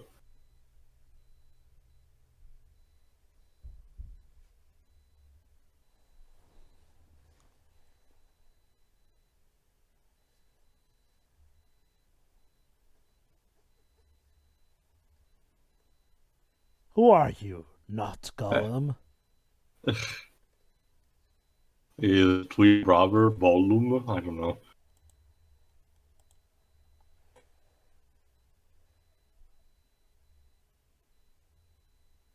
Down! Down!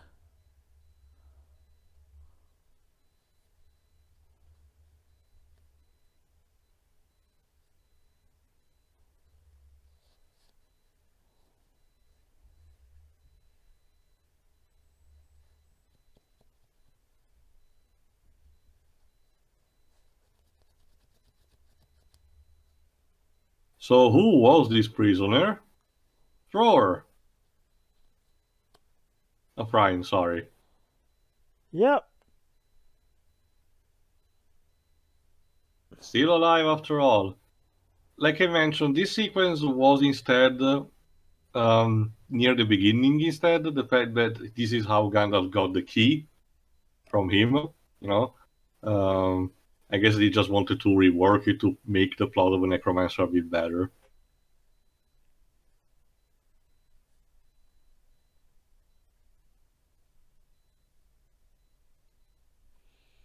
So if I understand correctly, he is the son of the king. Mm-hmm. Well, and there you go. And Thorin is his son instead. Okay, so Thorin was the grandson of the king, not the king's son himself. Mm-hmm.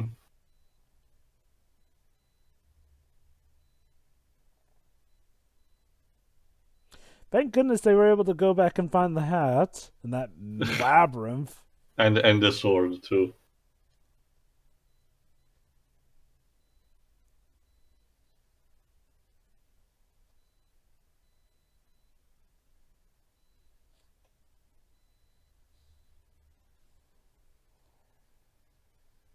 Oop.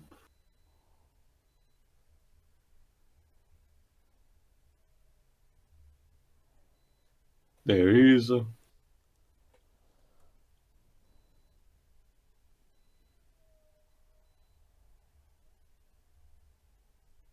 apparently this scared the shit, Ryan.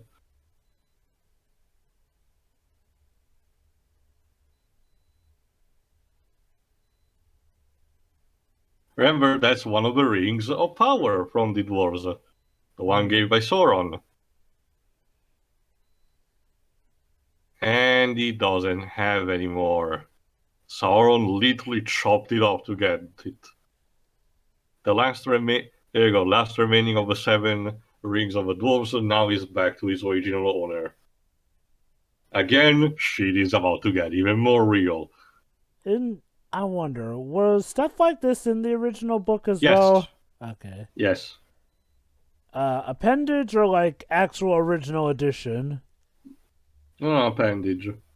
Okay. So like Because, yeah, a lot of this does feel like stuff that is legit set up for Lord of the Rings, and as we know for a fact, Tolkien didn't have Lord of the Rings in mind when he made... The appendages work more for bridging in the gaps, so the Peter Jackson wanted to rework those to give a more cohesive nature, which again, I like this kind of way of thinking, because especially this particular plot was important. I wonder, do you think these movies would have been received better if these had come out before the Lord of the Rings trilogy? Probably. You have to also remember, though, that there's a bit of hindsight, the fact that some of these sequences are done with the hindsight of the original trilogy being made. So some scenes are put there to give a bit of winking to the audience. Mm-hmm.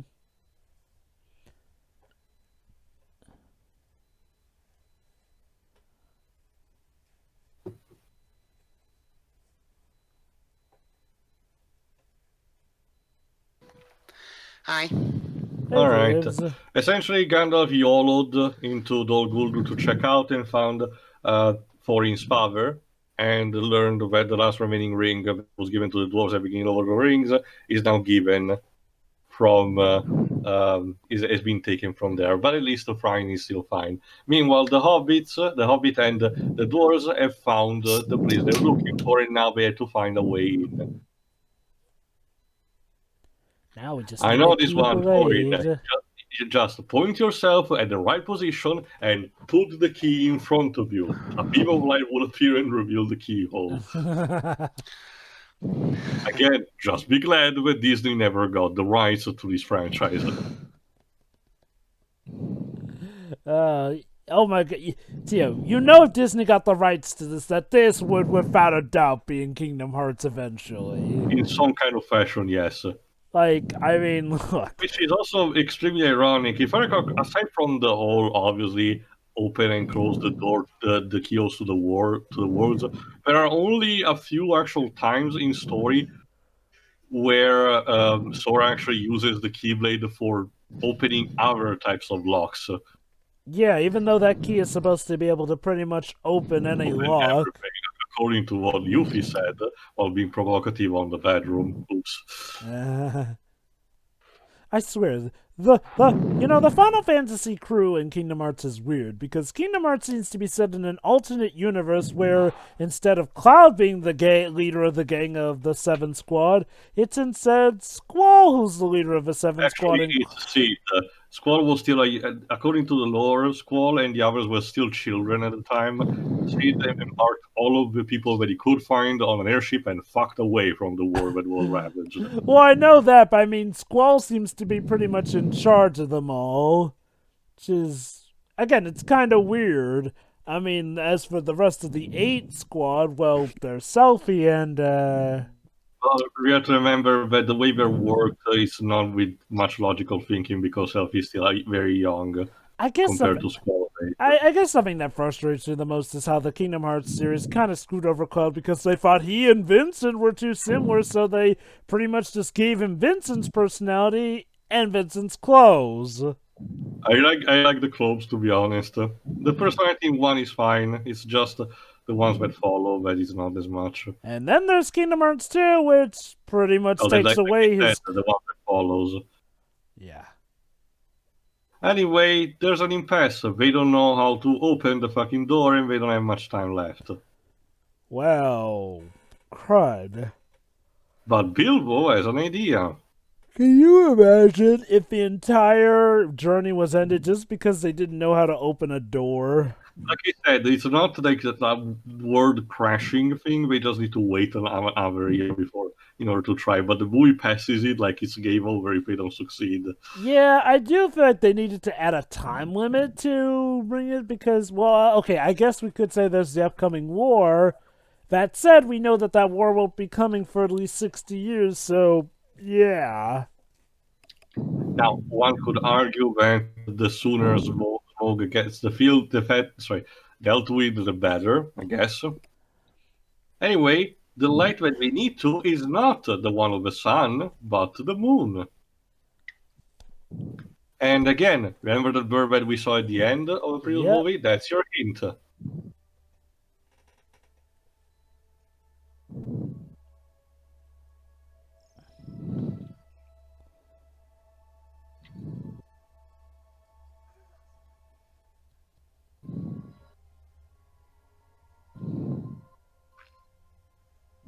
And there it is.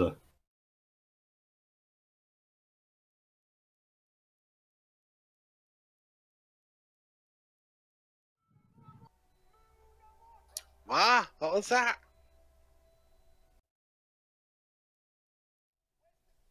Damn it. So the dwarves had just been patient. Oh, fuck. Torin Senpai.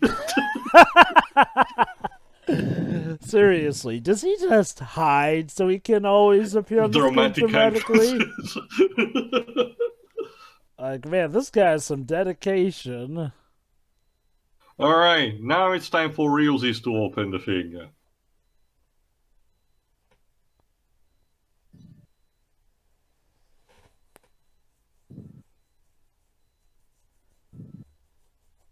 Kind of wondered, did Smaug just realize he was trapped in there and go, you know... No, this there is a main entrance. This is a secret one. Of course. There we go. Ugh, for the breath. Ooh. There's a lot of dust collected.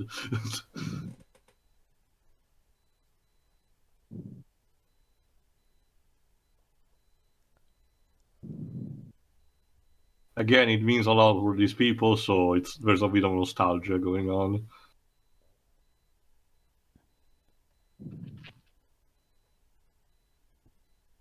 I played amongst them when I was a child. Hmm? Yes, Jova? Oh, I played in these halls as a child. Gee, when you put it like that.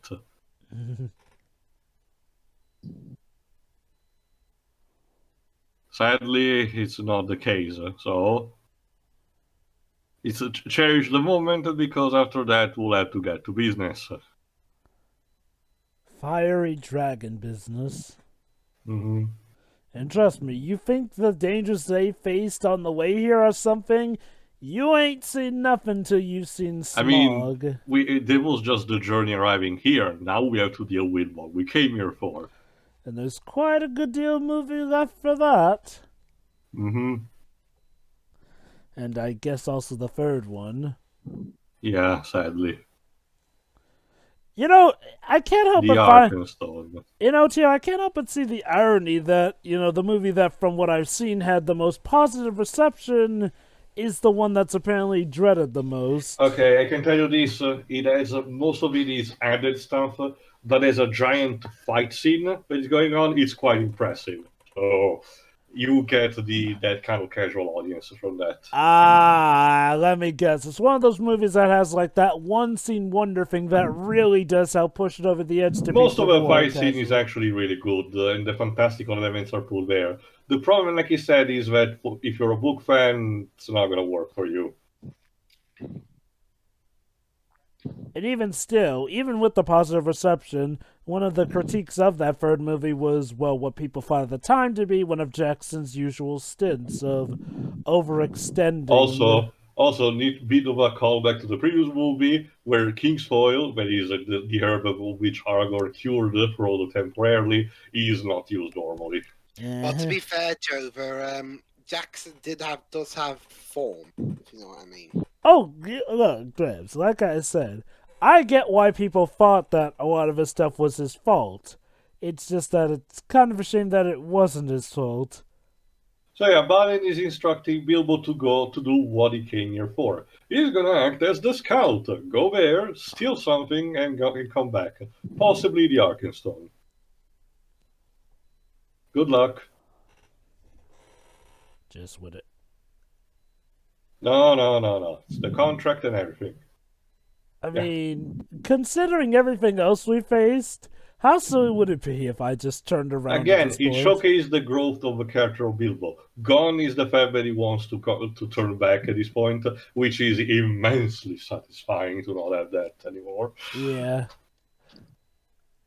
Yeah, this movie definitely is... Okay, this movie definitely excels from the fact that we don't have to deal with that stupid plot point again, too. I get it was necessary, but again, it just needed to be limited for the first movie. Yeah. Here, its absence makes the product much more bearable. At If least I for were to me. describe this trilogy so far, one feels like, at best, unnecessary evil, and even still, you could argue a lot of those evils were unnecessary to get the plot into motion, whereas two feels like this is where business gets down to stuff. Heck, honestly, if I didn't know better, I'd say that two could have been the end of, well, a duology instead. Mm-hmm.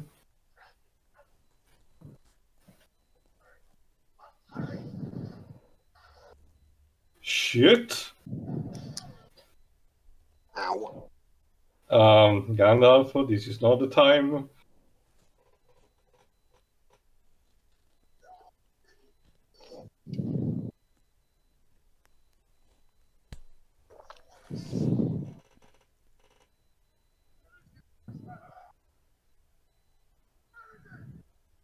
You don't fuck with Gandalf. He's gonna kick your ass. So what, are you saying your master is Mother Nature? I guess. Oh dear. Yeah, you have underestimated things out, Gandalf. Seriously.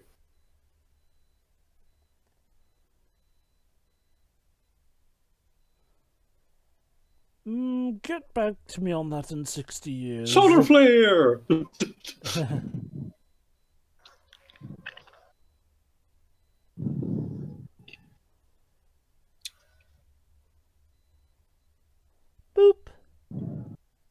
Again, things to appreciate more compared to the Lord of the Rings. Gandalf uses a lot more magic. It showcases how powerful he is. Ooh.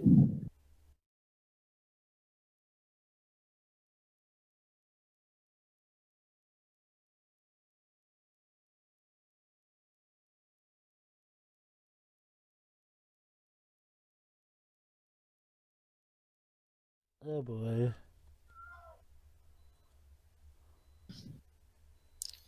Time you give up easily.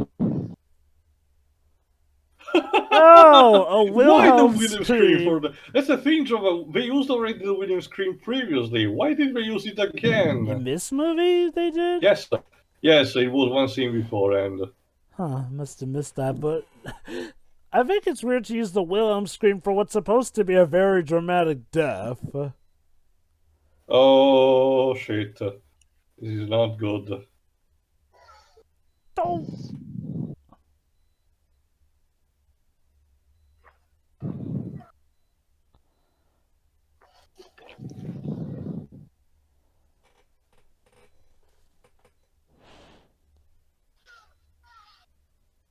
Yeah, this is clearly not good at all. Oh no. Well. Oh no, it's the fire creature from Unholy. Oh no, not Gandalf's staff.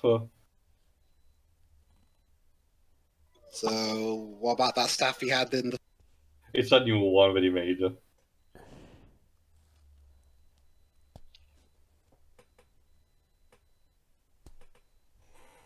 So yeah, it's pretty much clear at this point that the Necromancer is Sauron.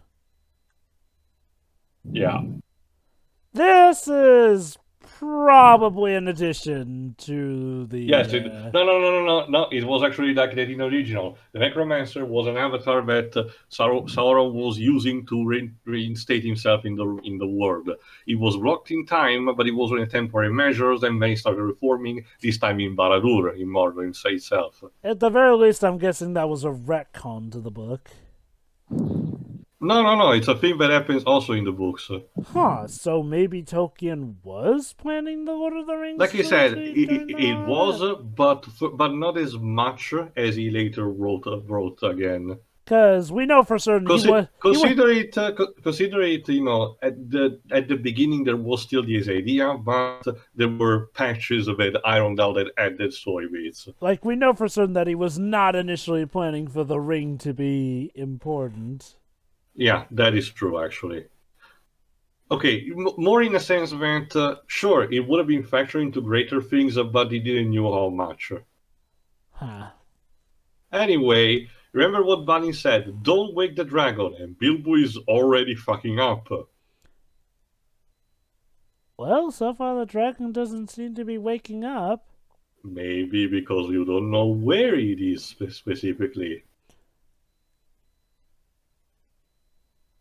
Well, it looks like some of those less fortunate found him.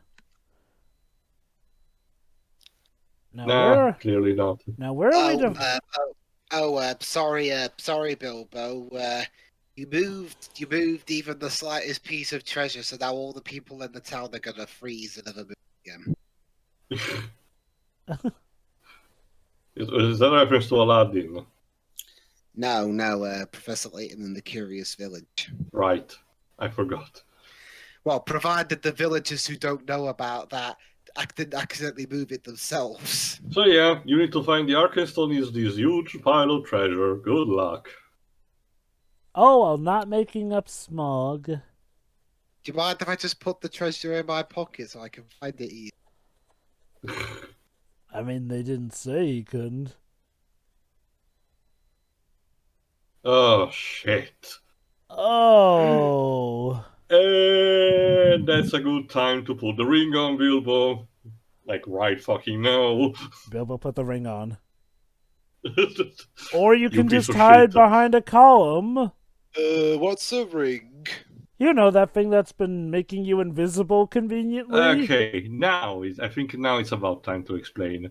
In the book, they kind of condense a bit the encounter between Bilbo and Smaug. Oh. Yeah, that's the tale. Yeah, Smog's a big boy. And he was buried. That's the twist. He was buried under the treasure, at least for the time being. He just was taking a nap for the recent years. But yes, that big Bilbo. Yes. But Bilbo arrives first, gets something as proof, and then gets back to the dwarves. It's only the second time where Smaug actually wakes up and starts talking with Bilbo. In here, we're condensing things into one encounter. Probably works out for the best. At least that's what I remember. I forgot if the extended cut changes things up. Put the ring on, Bilbo, for fuck's sake.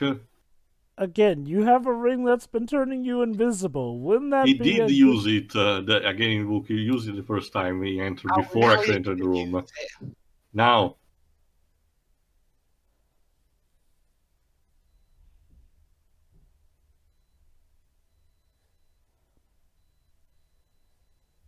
Poof.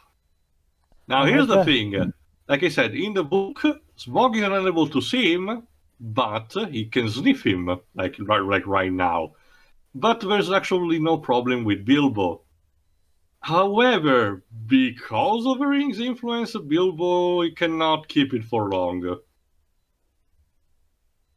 And yes, like we mentioned, that's Benedict Cumberbatch as Smaug.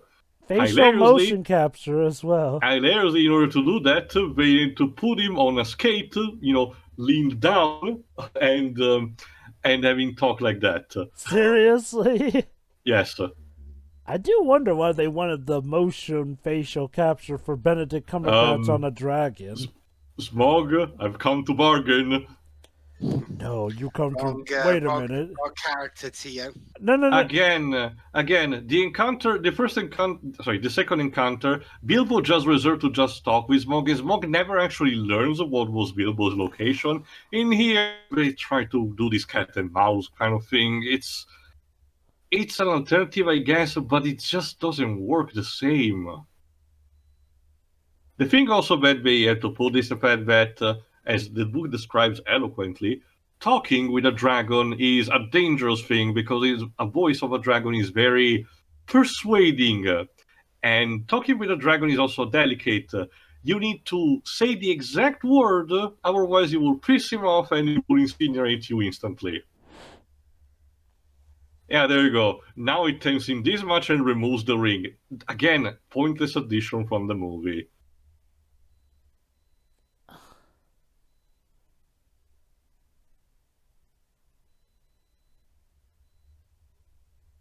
Now, to be fair, these lines are actually straight up from the book, and Martin Freeman actually is able to pronounce them to great effect. So at least where is that?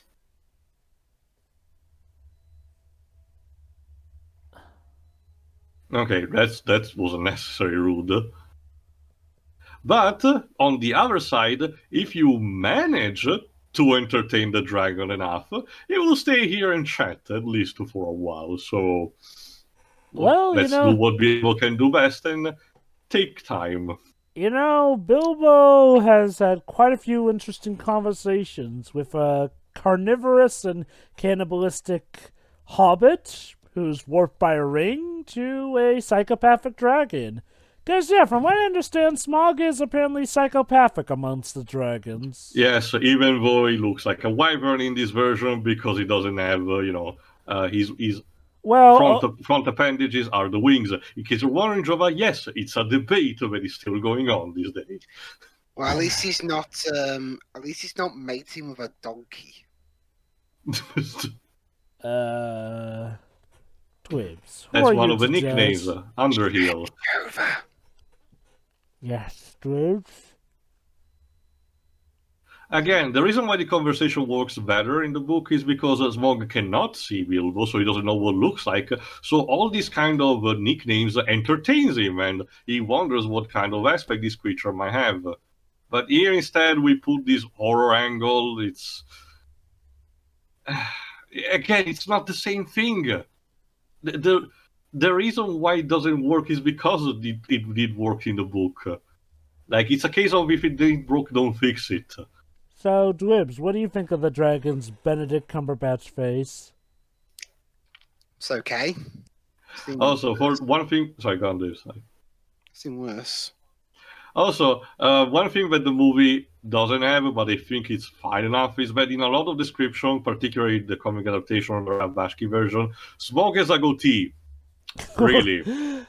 Is that evil? So, just to showcase how it is evil, here they try to have a more typical medieval dragon design, so no facial hair.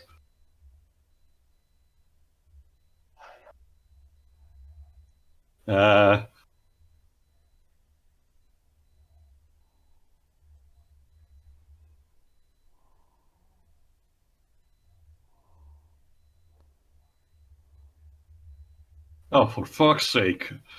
Oh, come on.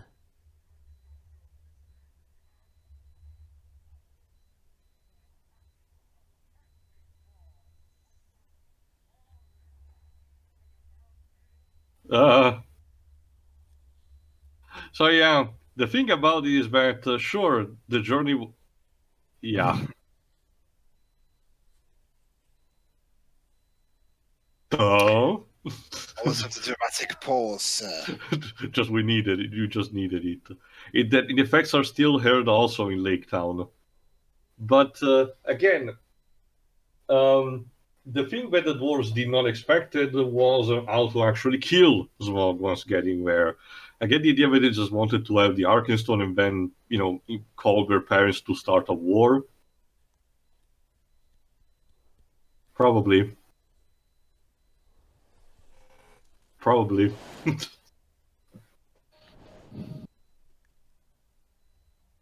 Not today, bitch. The last remaining Black Arrow. Again, foreshadowing for the beginning of the third movie. Also, that's I would have to say, it's kind of a weird sound effect that they put in, filter that they put in over Benedict's voice. Mm-hmm.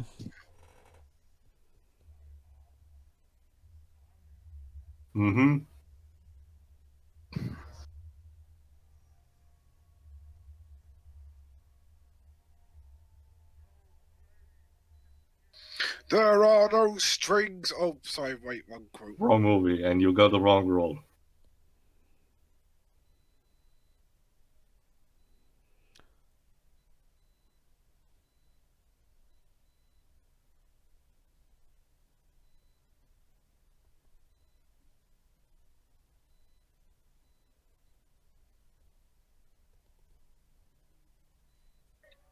Shit.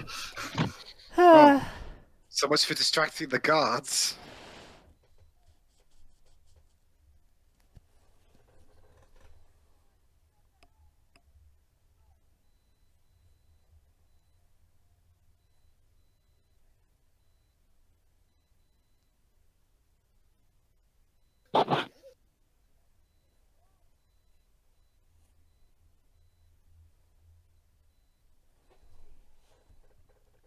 Let me check who plays Braga. Might as well.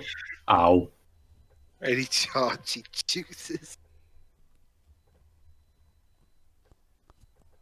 Mark Mitchinson, but he doesn't have a Wikipedia page, so I don't think his career is that extensive.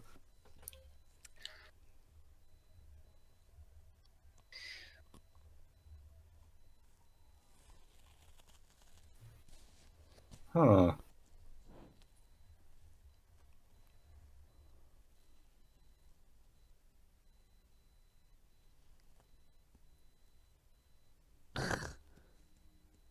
So what now? Ow. That happened. Dang.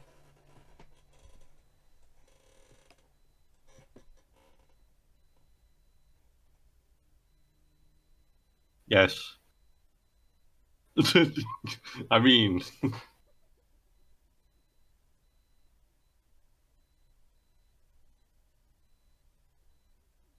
Again with this shit.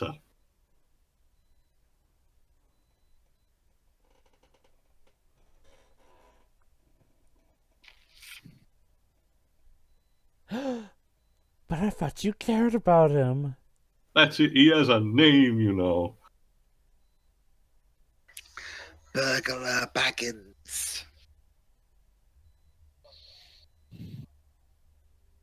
Usurper, you were the first. Yeah. That's also another thing. Smaug in here guesses correctly literally everything, while in the book he was left clueless for the most part. Again, it's like the movie version just knows what happens in the book and tries to, play with it by saying, no, we're not doing that, it will be too stupid. Again, it's just... It baffles me. And also, yes, Smaug it knows about the existence of Sauron, and if left unchecked will not end up things well. So yeah, much like in Lord of the Rings, now Sauron, now he's entrapped Gandalf, but he's now preparing troops from Dol Guldur to march on Middle Earth.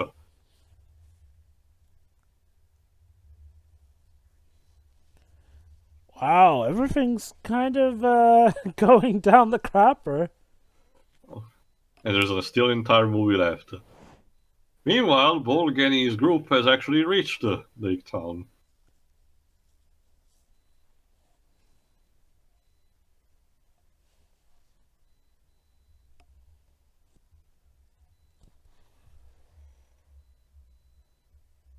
That was kind of obvious from the get-go. Also, remember what I told you. A dragon's talk is seducing, so he wouldn't try to use words to sway you on his side.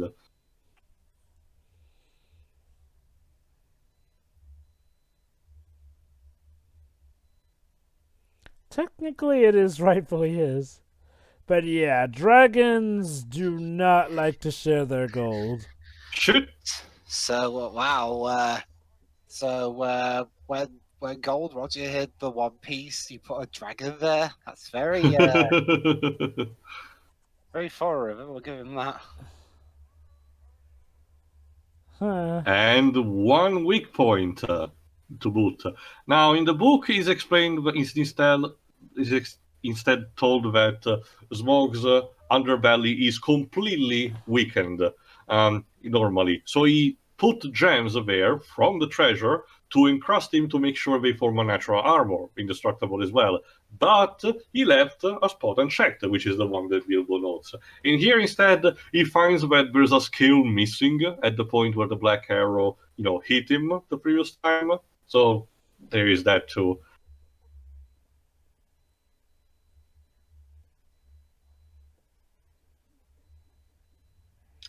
Oh, like, you're one to talk. If I recall correctly, even the other dragons don't Time is think- up, Bilbo.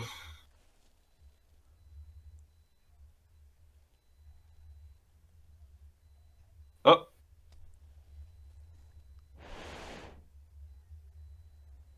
Jesus. So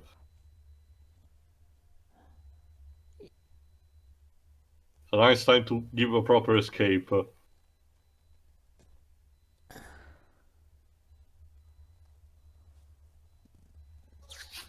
You know, if I recall correctly, I think it's stated in lore that the other dragons don't think too highly of Smaugh. No, like you said previously, Smaug is kind of treated like the edgy kid in town. So that's why he came here. Most other dragons just fucked off to the north, living on their own. Occasionally, they might have given one raid or two, but that's literally it. Like, I feel like most dragons are normally nicer than he is. Again, edgy kid in town. Piggy. That's Atelas. There you go. Oh, Give orcs this, they can be very quiet when they need to be. well, okay, Dweebs, you were the one who questioned the stealth mission of the orcs in Return of the King. So what are you asking? They're actually improving here.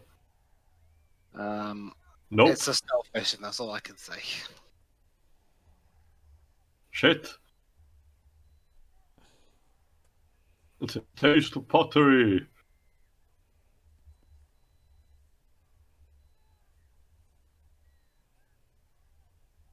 There's the fact that Bard's family, like you said, they're technically fine, but they are unnecessary. Just, another potential, not necessarily a casualty, but, potential victims on the and a risk to boot here. They're kind of like the family in the Joss Whedon version of Justice League. It's just there for the sake of being a potential conflict. But someone might have gone to the rescue. Toriel, there she is. Here to save the dwarf that she loves? Question mark. Nobody touches that dwarves but me. Also, Orlando Bloom is here too. Dwarves are favorites.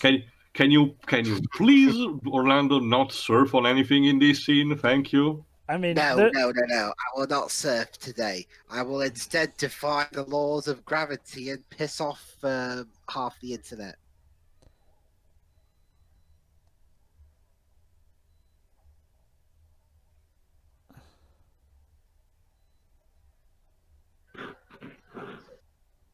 Whoop. And look So at that. Legolas wasn't, so you said earlier Legolas wasn't in this. Sorry, Dweebs? Legolas wasn't in the Hobbit. No. Was he? No. But like he said, much inventorial as, warriors that foreshadow the events, also the Battle of the Fire Armies, and are present here, are a neat addition in my eyes. Whoops. Okay.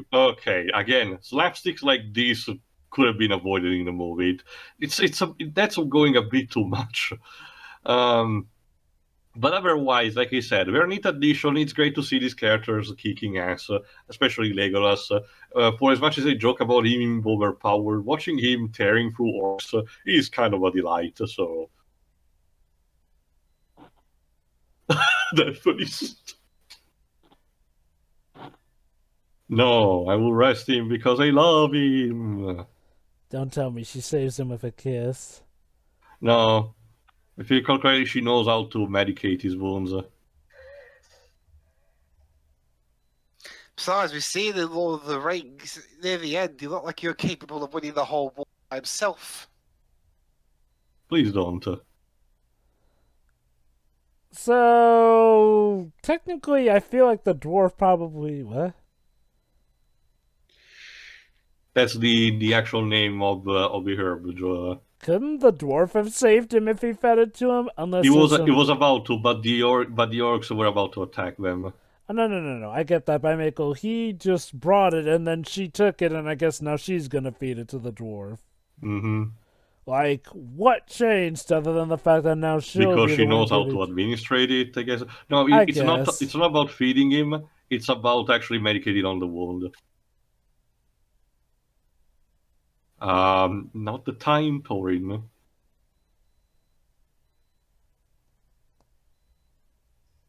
Ah. Take your meds, Thorin. Well, is he a bad guy now? Remember the whole greed thing, curse thing.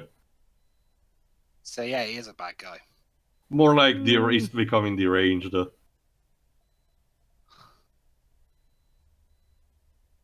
But, yeah, no. How about no now? Get out.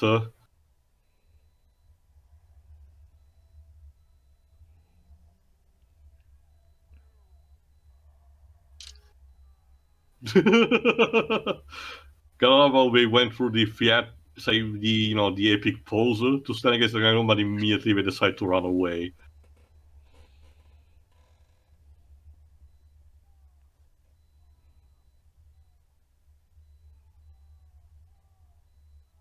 My ass!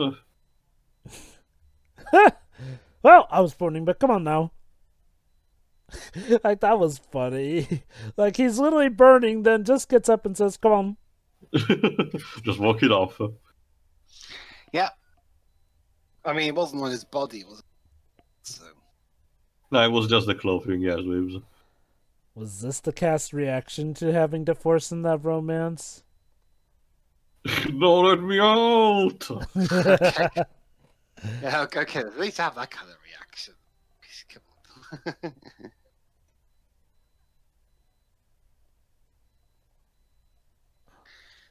I'd have a reaction like that if my knee were shattered.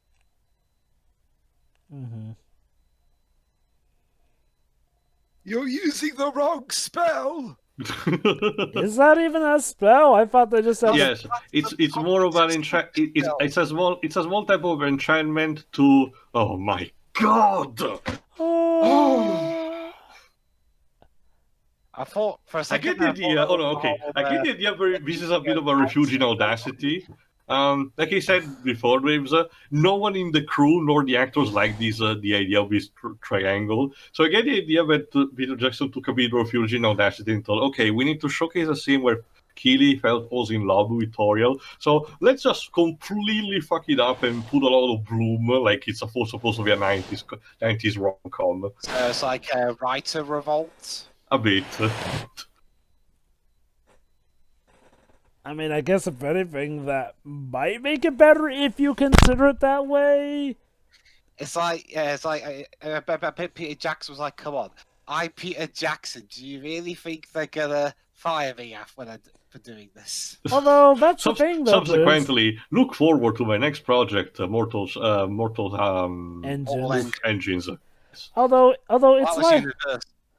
although it's like Droobs mentioned, though. Why did the execs feel like they needed to manhandle Peter Jackson's project for this? Like, yeah, the man. It feels more, and again, Warner Bros. I get the idea that they were strict in control compared to how New Line was back in the day.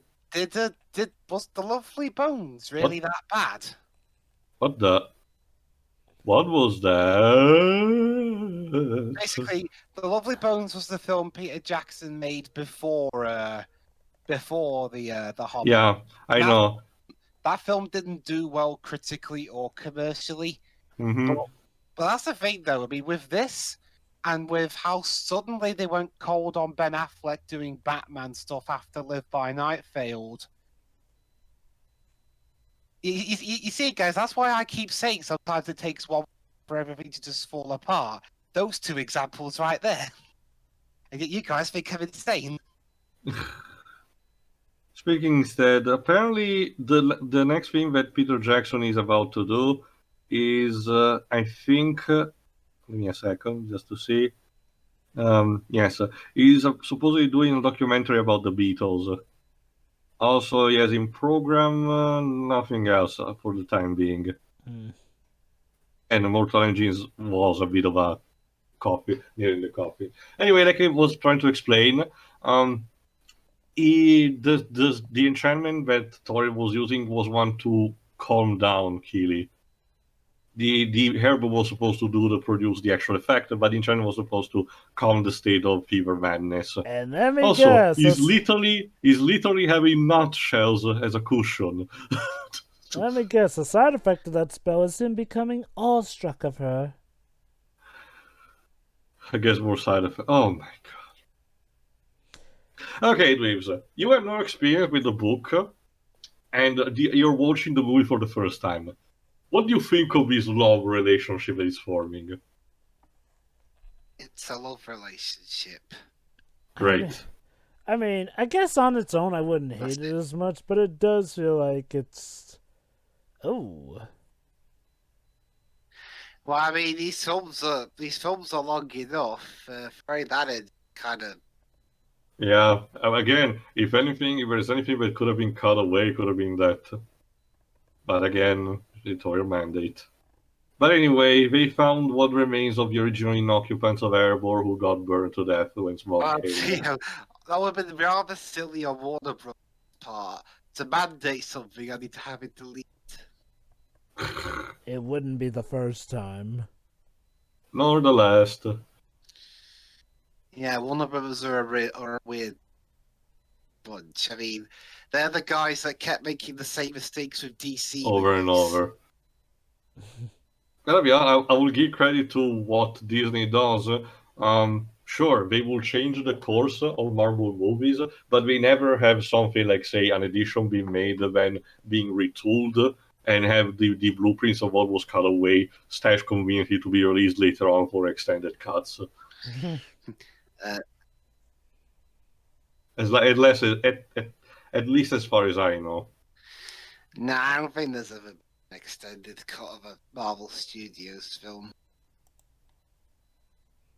So yeah, Thorin's plan is to, there you go, find pieces of armor, and then trying to fight the dragon. While Smaugh instead is interpreting it in a different way.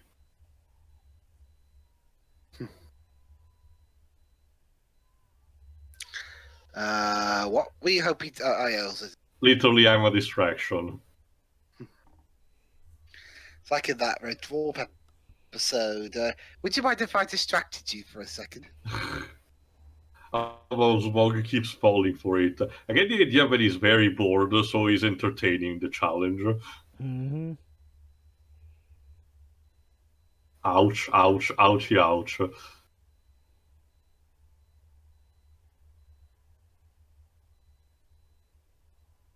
Thank goodness those slides just happened to be there.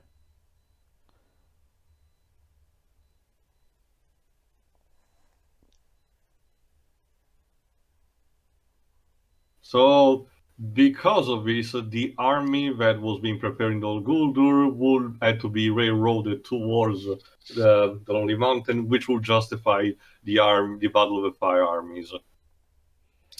Don't you mean there and back again? The event in itself was called like that in the book. I will refer to it as such. I mean, that is what the film's called. Remember, the third one was supposed to be. All right, now it's time for Bog to fight Legolas, I think.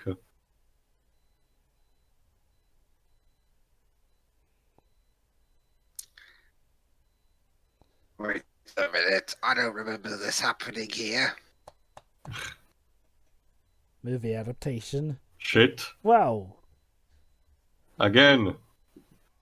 Never Not expect them one to scratch. fight there. I was half expecting to show up and him and as he attacks he yells "Sucker! Sucker!" Something like that. Oh snap. Oh my god, Legolas is actually getting injured. Dang. Wow, Legolas actually has to work for this one. Amazing.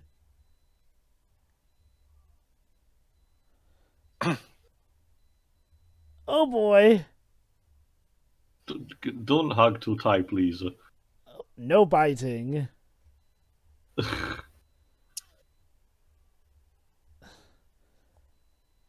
I noticed Legolas never seems to mention this battle to his friends. No. Also, Howard, where did the score went? Oh, now it is. Okay. Sorry, I forgot to record the score for this bit. Dang, Oh my god. he even got a bloody Legolas nose. actually got into so much he got a nosebleed. How dare he! Wow.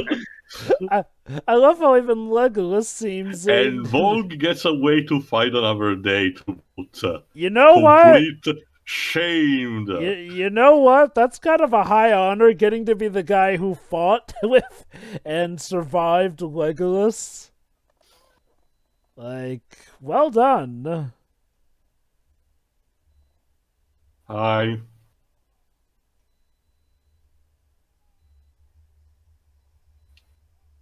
Shit. You might as well have given an explosion than that. Again, all of these sequences where they fight Smaug is completely made up for the movie because, again, in the book, the dwarves just get refuge in one tunnel, and Smaug decides to fuck off to incinerate the Laketown immediately after that.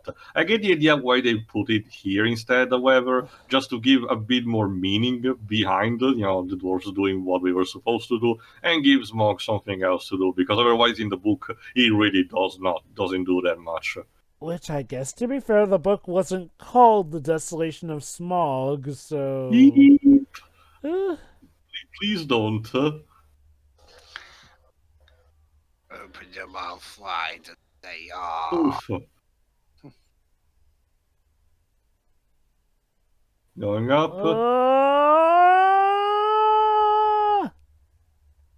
Why Thorin has to be chased by flames for the entirety of this movie? Don't want to be the king of ashes there.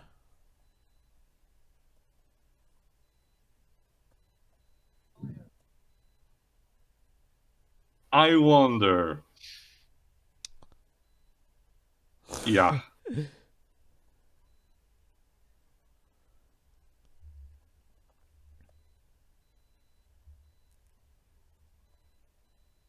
Ooh. I was going to say, yeah, Ooh. your book was a slug. Again, everyone is a fucking drama queen in these movies. Smaug, you really need a therapist. Can't let the others bully you like that. Well, that's one way to get the furnaces running.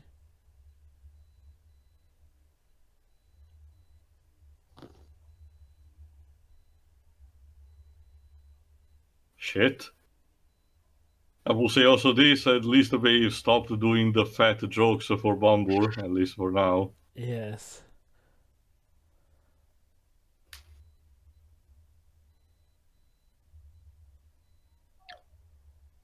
Shit. Bilbo, run.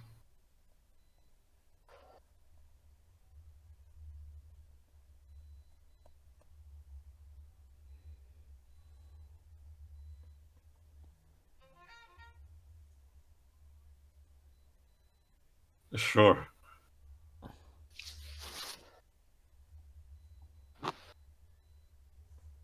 Here's Boggy, I guess. Smaug is here to take bit. Smaug is here to steal gold and kill. So let's quickly fabricate bombs.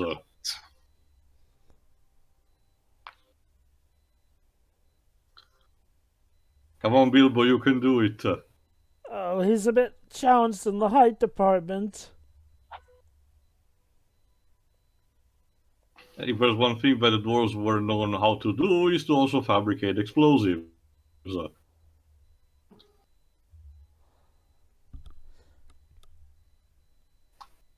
Hello.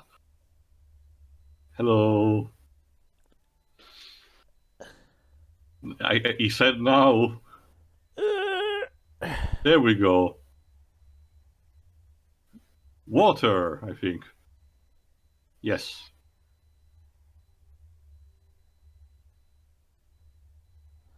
Enough to douse them out for a bit. Which in turn moves also the contraptions, which motivated the forge.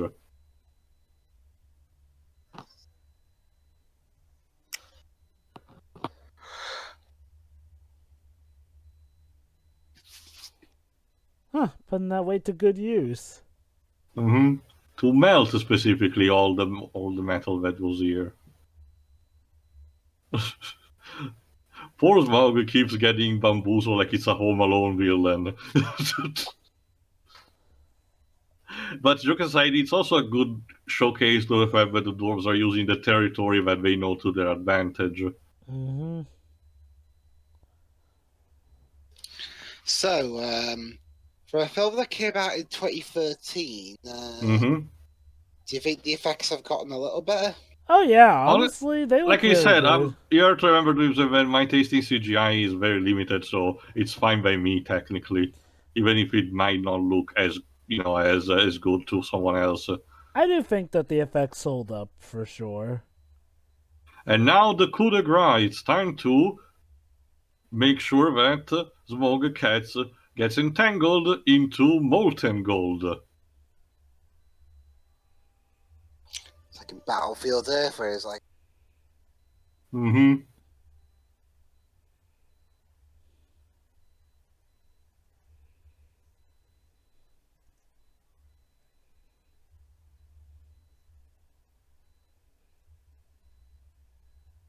Shit.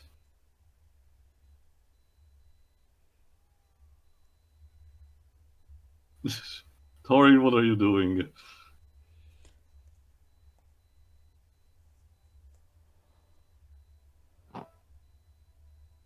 Brilliant. A Yeah, wheelbarrow no. as a boat. Also, conventional Smaug Venture molten metal should produce heat enough to burn every single hair of your body if you stay close to it. It's incredibly conductive.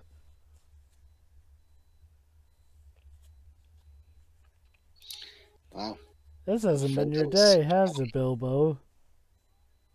Yeah, don't stop.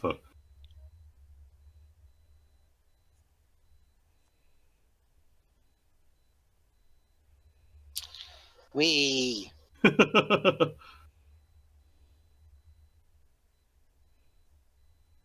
There we go.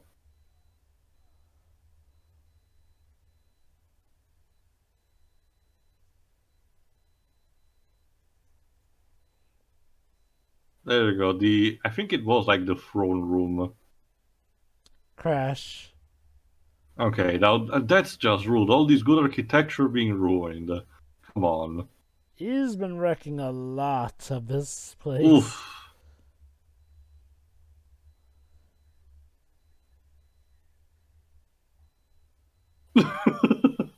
This is probably not what the day you thought would have been going, Smaug, Yeah. wasn't it? Paranoid, aren't we? Oh dear.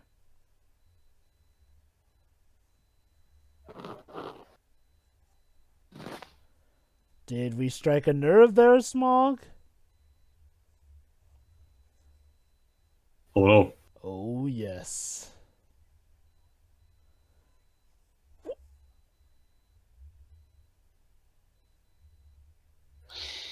Yeah, that was the worst possible choice of words. Yeah, that. I wonder if they took that bit from Superman 2, where the bad guy expresses, "Oh, the good guy cares about these people." Well, it'll be a lot more fun then to kill them all. So, Smaug, is it really worthy to go one last time? Yeah, true, Smaug. If you leave, then we could take the gold.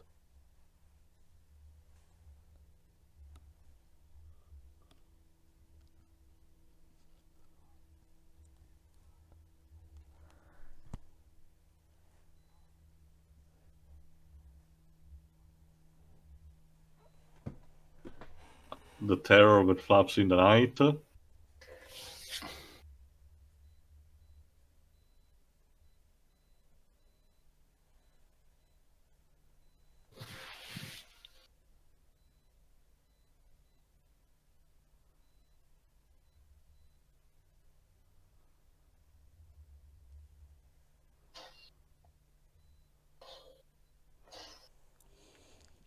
So what's going to happen here then?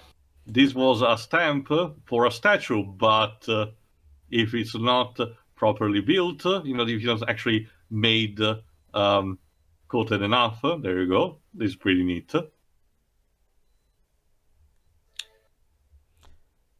Again, if it's not left to cold enough, the gold will probably still be hot enough to still be liquid. Stoic. Yeah, exactly. And dragon or not, hot gold spruced in your face cannot be good.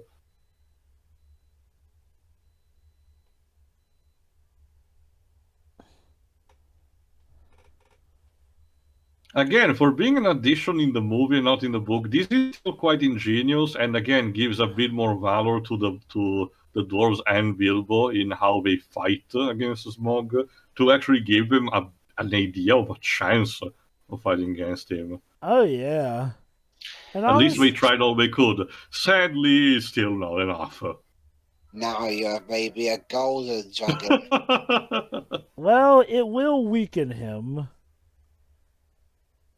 Unfortunately, that's all we could do. Now Smaug is really pissed, so he's gonna go fucking up and go against Laketown. All while showing his bling. Well, for a second.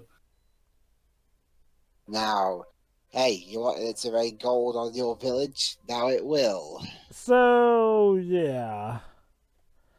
So Tio, Yes, sir?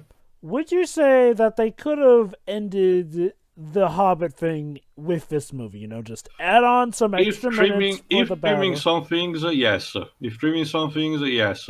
By adding a bit more in the previous movie, remember the extended cut of the previous movie is only 3 hours. If we had 1 hour there and another one here, by trimming conversely also some of more pointless stuff, yes, could have easily doing everything in 2 movies. My God, you are an edgy summer child. Crawling in my crawl, this crawl we will not crawl.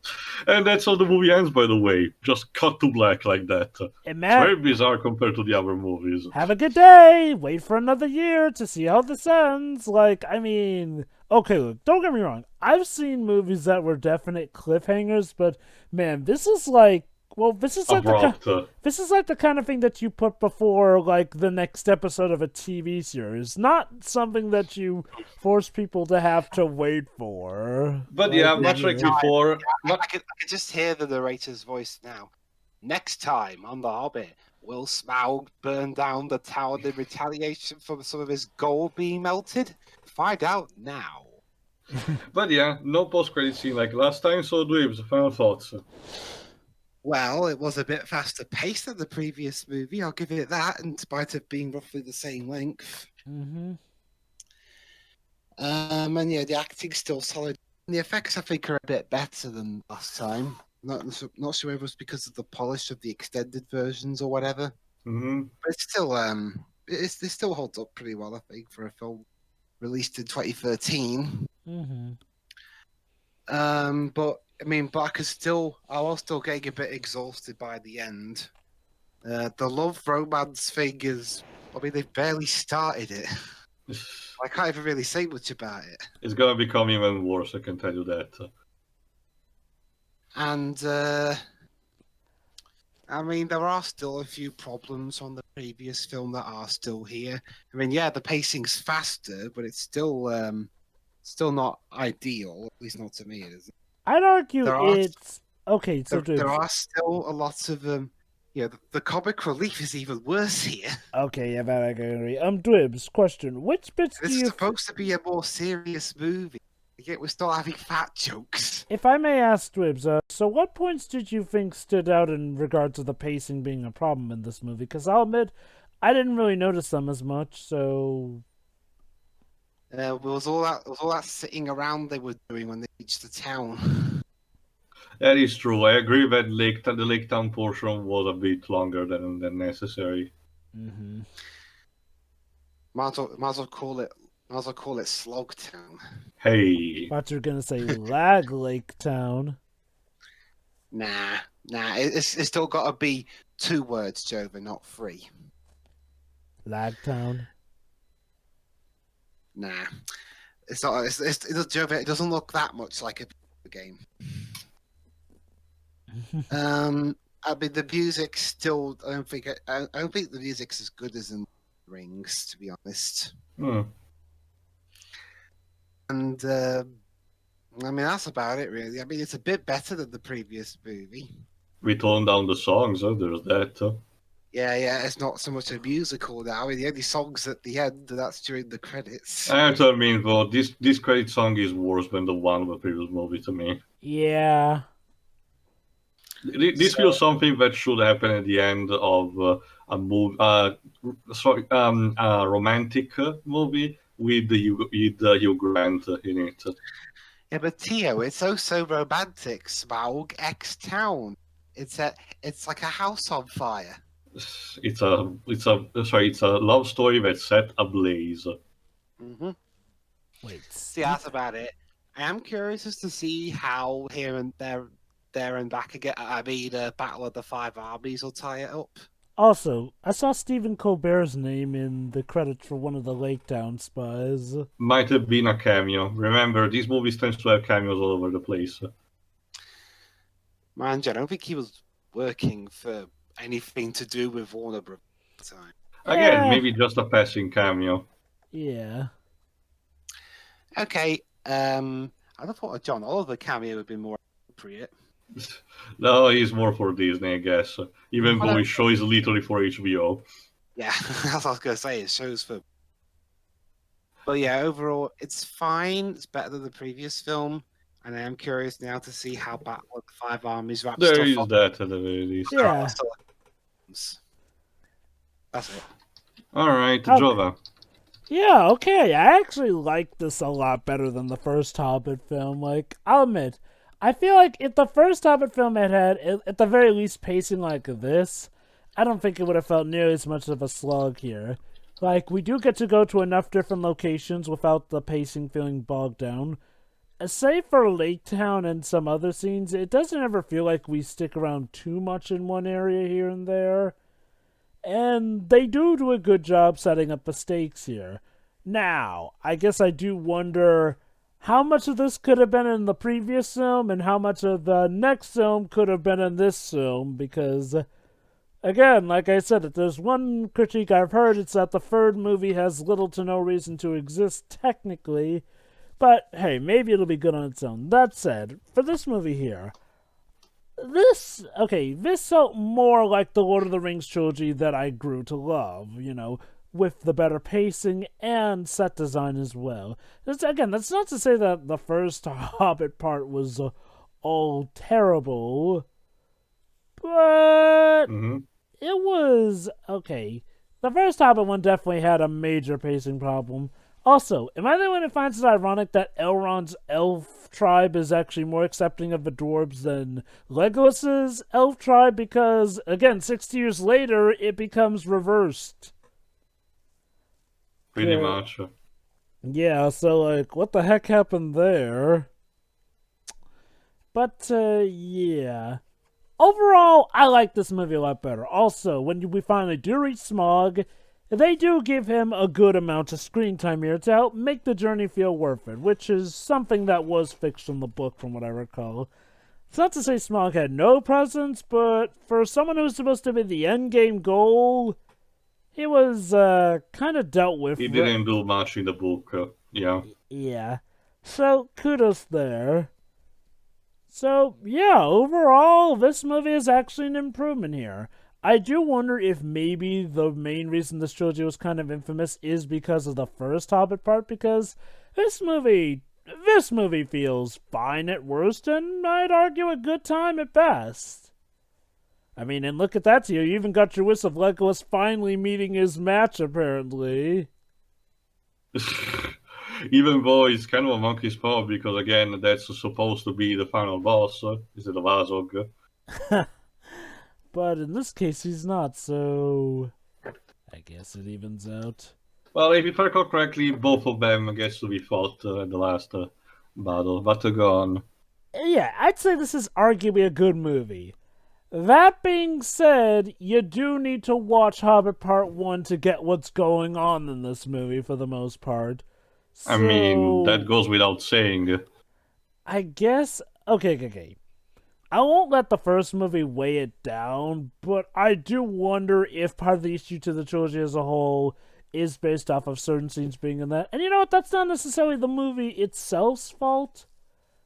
But I am waiting to see how much this contributes to how much of a mess or a blessing this trilogy as a whole turns out to be. That being said, as for the movie itself, I enjoyed it. I actually enjoyed it, and I didn't find myself worn out or bogged down by the pacing. So kudos there. Okay, like I said, this is my favorite of the trilogy, at least so far. Again, I haven't seen this fabled extended cut of Battle of the Five Armies, so we'll see how much of an improvement is that. But this is still pretty solid. Like I said, there are less down moments. The musical is toned down. The music is still fine for me. So most of the added things make sense, or they actually manage to build a good alternative rather than being just dumb. Though there are low points, like I described, stuff like, for The example, romance. the romance, Laketown, the first encounter, the actual encounter between Bilbo and Smaug. This is still compensated by other stuff, but it's still present and it bogs down the experience, I argue. Then there's some weird railroading of a couple of characters, like I mentioned there in the beginning. On the plus side, again, the subplot of the necromancer keeps going, which is pretty neat. We see also Gandalf in a much more weakened position now, because even in the previous movies, even when it seemed like he was as its weakest, he was still getting the upper advantage. But here we see it as his absolute worst because he gets captured and stripped of his staff. So we'll see how things ended up with the Wild Council in the next movie. Again, gluing the two things together in a neat package. So yeah, it's much better.